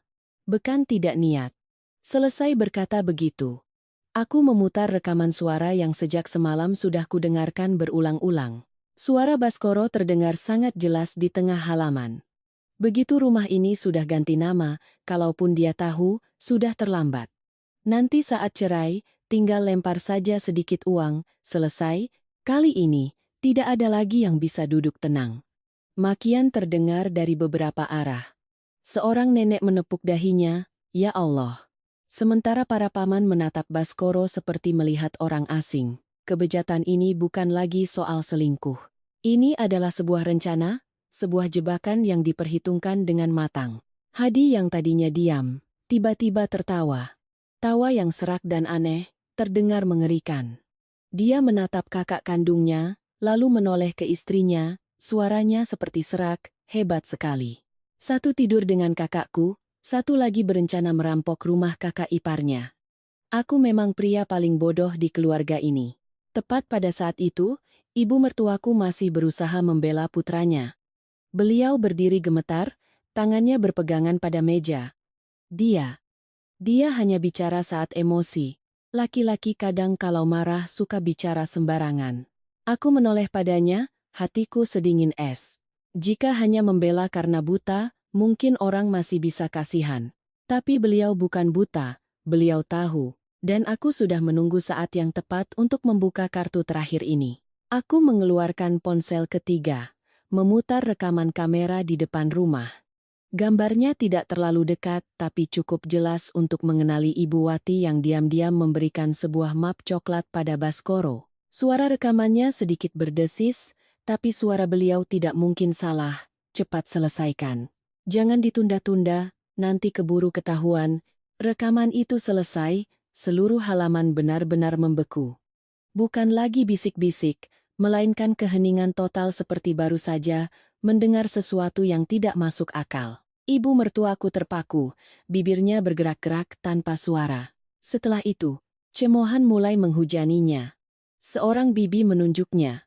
Jadi ibu kok malah menyuruh anak merampok harta menantu. Memalukan sekali. Paman yang lain menggelengkan kepala. Keluarga ini benar-benar hancur. Hancur dari akarnya. Aku berdiri diam menatap Ibu Wati. Untuk pertama kalinya aku melihat wanita yang selalu sinis dan suka merendahkan orang lain itu, kini gemetar di hadapan kerabat yang tadinya selalu dihormatinya, tapi aku belum selesai. Yuni, melihat keadaan berbalik total, langsung berbalik arah seperti ular untuk menyelamatkan dirinya. Dia bersujud, menangis sambil menunjuk Baskoro. Saya juga dibujuk. Dia janji setelah dapat rumah akan membukakan salon untuk saya. Dia bilang tunggu sebentar lagi. Dia bilang, Yuni ragu sejenak, lalu seolah menggigit lidah dia melanjutkan, dia bilang Mbak Dewi itu bodohnya karena terlalu percaya suami. Kalimat itu seperti tamparan keras lainnya bagi semua orang. Meskipun aku sudah mendengarnya di rekaman, tapi saat diucapkan secara langsung di depan semua orang, hatiku masih terasa sakit. Bukan sakit karena cinta, tapi sakit karena pernah tulus pada pria yang begitu merendahkanku. Saat ini, ketiga orang itu Baskoro, Yuni, dan Ibu Wati sudah ditelanjangi sepenuhnya. Tidak ada lagi sangkalan, tidak ada lagi tempat bersembunyi, tidak ada lagi yang punya muka untuk menatap kerabat. Tapi aku belum selesai. Aku merasakan map terakhir di dalam tasku, lalu mengangkat kepala. Aku tahu, aku masih punya satu langkah terakhir.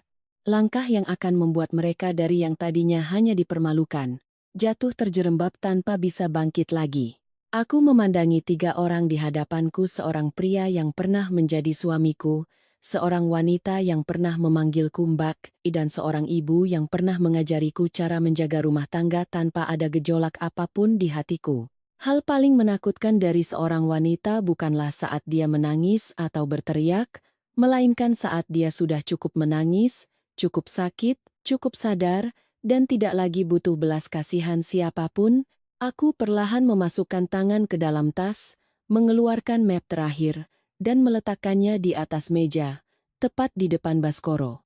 Suara map yang mengenai meja terdengar pelan, tapi di tengah keheningan itu, bunyinya seperti pisau yang ditancapkan pada sisa harga dirinya. Aku menatap lurus ke arah Baskoro, berkata dengan jelas, tanpa nada tinggi, tanpa getar. Saya kesini bukan untuk meminta belas kasihan. Saya kesini untuk mengembalikan wajah aslimu. Selesai berkata begitu, aku mendorong map itu ke arahnya. Tanda tangani. Kalau kamu tanda tangani hari ini, kamu masih punya sedikit muka. Kalau tidak, besok saya akan serahkan semua bukti ini ke polisi atas tuduhan pemalsuan dokumen dan percobaan penipuan aset. Saat itulah aku melihat di wajah Baskoro emosi yang sesungguhnya, takut. Bukan lagi amarah untuk menutupi kesalahan, bukan lagi akting sebagai korban, bukan lagi kelihayan orang yang berpikir bisa membalikkan keadaan. Selingkuh, bagi pria sepertinya, mungkin masih bisa disalahkan pada wanita atau keadaan. Tapi begitu menyangkut dokumen, aset, dan hukum, itu adalah masalah lain. Bibir Baskoro bergetar.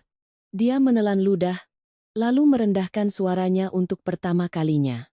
Suara itu bukan lagi suara pada seorang istri, melainkan suara seorang pecundang yang memohon.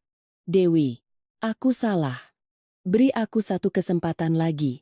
Aku mendengar kalimat itu dan merasa ingin tertawa dingin. Kesempatan? Pria ini masih berani meminta kesempatan setelah semua yang dilakukannya? Aku menatapnya tanpa berkedip, kesempatan sudah kuberikan bertahun-tahun. Dan kamu menggunakannya untuk tidur dengan adik iparmu dan berencana membuangku ke jalan. Kalimat itu membuat seluruh halaman kembali hening. Tidak ada yang bisa menyela, karena semua tahu itu benar. Yuni yang berdiri di sampingnya, tadinya masih berharap bisa bergantung pada Baskoro. Tapi melihat Baskoro melunak, melihat pelampung terakhirnya akan tenggelam, dia langsung mengubah arah. Dia berbalik ke arah Hadi, bersujud di tengah halaman, rambutnya acak-acakan, air mata dan ingus bercampur, tangannya memegangi celana suaminya. Mas Hadi, aku salah. Aku hilaf. Maafkan aku kali ini. Tapi Hadi bukan lagi pria yang hanya tahu marah-marah. Setelah dipermalukan di depan semua orang, tatapannya kini kosong. Dia menunduk menatap Yuni seperti melihat sesuatu yang menjijikkan sekaligus asing, lalu berkata dengan suara serak, "Kamu tidak perlu minta maaf. Mulai sekarang, aku anggap kamu sudah mati." Kalimat Cinciwani. Tapi lebih dingin dari tamparan manapun. Yuni melepaskan pegangannya. Tubuhnya lemas seolah tulangnya dicabut. Ibu mertuaku, melihat putra sulungnya akan menandatangani surat cerai dan putra bungsunya membuang istrinya, benar-benar panik. Beliau menerjang ke arah meja, mencoba merebut map, suaranya tidak lagi terdengar angkuh, hanya jeritan melengking. Kamu, jangan kejam-kejam. Kamu mau membuat suamimu tidak punya jalan keluar? Dasar perempuan tidak punya hati. Tapi sebelum tangannya menyentuh map, seorang bibi sudah melangkah maju dan menghalanginya. Suara bibi itu tajam seperti cambuk, menantumu tidak kejam. Justru kalian sekeluarga yang hidupnya tidak bermoral, kerabat yang lain tidak ada lagi yang membela. Ada yang membuang muka, ada yang menggelengkan kepala. Untuk pertama kalinya selama bertahun-tahun berkuasa di rumah ini, Ibu Wati ditinggalkan oleh kerabatnya sendiri. Aku tahu sudah saatnya untuk melancarkan serangan terakhir, sesuatu yang bahkan Baskoro pun tidak menduganya. Aku menoleh padanya, lalu pada setiap orang di halaman, suaraku masih datar tapi tajam seperti pisau. Oh ya, ada satu hal lagi yang mungkin kamu belum tahu. 3 hari yang lalu, saya sudah memblokir seluruh aksesmu ke rekening bersama kita. Saya juga sudah mengajukan permohonan pembekuan sementara untuk semua transaksi yang berhubungan dengan rumah ini, sekaligus memberikan kuasa pada pengacara untuk menyimpan semua surat-surat asli. Aku berhenti sejenak, membiarkan setiap kataku meresap, baru melanjutkan. Dengan kata lain, kamu sudah tidak punya apa-apa. Jauh sebelum kamu mengira akan menang. Aku melihat dengan jelas bagaimana Baskoro seperti kehilangan seluruh kekuatannya.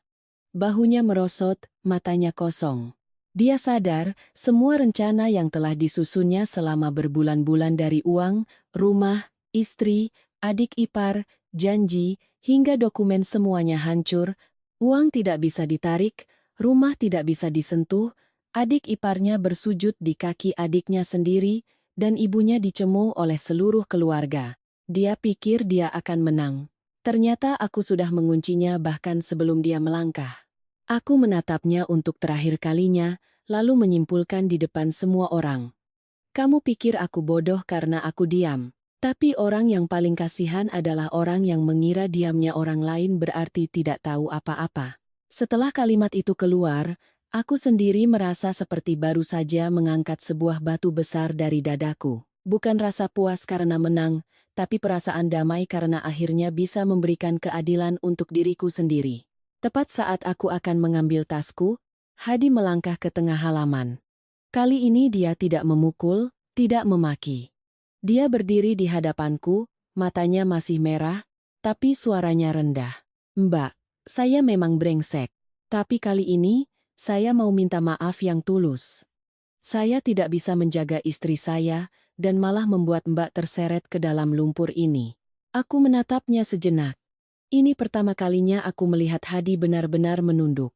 Bukan karena takut, tapi karena dia sadar betapa salahnya hidup yang dijalaninya. Aku tidak bilang memaafkan atau menghibur, hanya mengangguk pelan.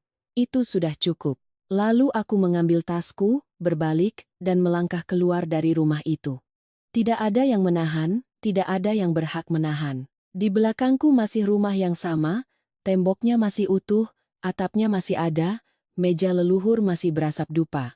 Tapi aku tahu persis, sejak aku melangkah melewati gerbang itu, apa yang disebut sebagai kehormatan bagi orang-orang yang tertinggal di dalam sana telah runtuh sepenuhnya. Setelah hari selamatan yang menentukan itu, semuanya berakhir begitu cepat. Mungkin ketika kebenaran sudah terungkap sepenuhnya, orang tidak punya alasan lagi untuk menahannya. Baskoro tidak melawan. Dia menandatangani surat cerai dengan cepat. Tangannya sedikit gemetar, matanya tidak berani menatapku. Bukan karena cinta, tapi karena dia tahu dia sudah kalah. Kalah bukan karena aku lebih hebat, tapi karena dia sendiri yang mendorong dirinya ke jalan buntu. Yuni diusir oleh Hadi dari rumah pada hari itu juga. Ku dengar dari tetangga, dia berdiri di depan gerbang sangat lama, menangis sampai serak, tapi Hadi tidak membukakan pintu. Pintu itu tertutup bukan karena amarah sesaat, tapi karena batas kesabaran seorang pria telah dilewati.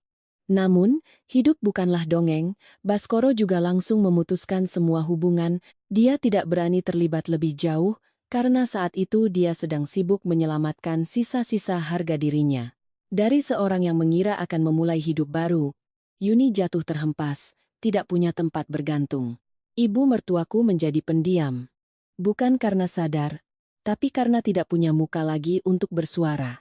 Ku dengar di acara-acara keluarga setelahnya, orang-orang tidak lagi menyapanya dengan ramah, mereka akan melihatnya, lalu berbisik. Bagi orang yang hidup demi gengsi seperti beliau, itu mungkin hukuman terberat. Baskoro kehilangan lebih dari yang dia bayangkan. Bukan hanya keluarga, tapi juga reputasi. Skandal itu membuat pekerjaannya terpengaruh. Orang-orang tidak lagi mempercayainya. Di antara semua yang tertinggal, hanya Hadi yang membuatku sedikit berpikir. Bukan karena kasihan, tapi karena di matanya saat terakhir kali kami bertemu, ada sesuatu yang berbeda. Dia menjadi lebih pendiam, lebih tenang. Mungkin setelah semuanya, dia sadar bahwa jika dia tidak hidup sembrono dan posesif, ceritanya bisa berbeda. Tapi sadar tidak berarti bisa kembali. Setidaknya, dia tahu di mana letak kesalahannya. Bagiku, banyak yang bilang aku menang. Tapi aku tidak pernah merasa menang melawan siapapun. Aku hanya mengambil kembali apa yang menjadi hakku. Kebenaran, aset, harga diri, dan yang terpenting, hak untuk keluar dari sebuah hubungan tanpa harus menunduk. Itu bukan kemenangan yang riuh, melainkan kedamaian dari dalam karena tahu aku tidak lagi berutang apapun pada siapapun. Seseorang pernah bertanya padaku, setelah semua ini, apakah aku masih benci? Aku diam sejenak, lalu menjawab pelan. Dulu aku benci, tapi kemudian aku sadar, orang yang saling mengkhianati, Mereka sendiri sudah mengubah hidup mereka menjadi sebuah hukuman. Mengatakan itu, hatiku terasa sangat ringan. Karena saat masih membenci, kita masih terikat pada masa lalu, saat bisa melepaskannya, barulah kita benar-benar melangkah maju.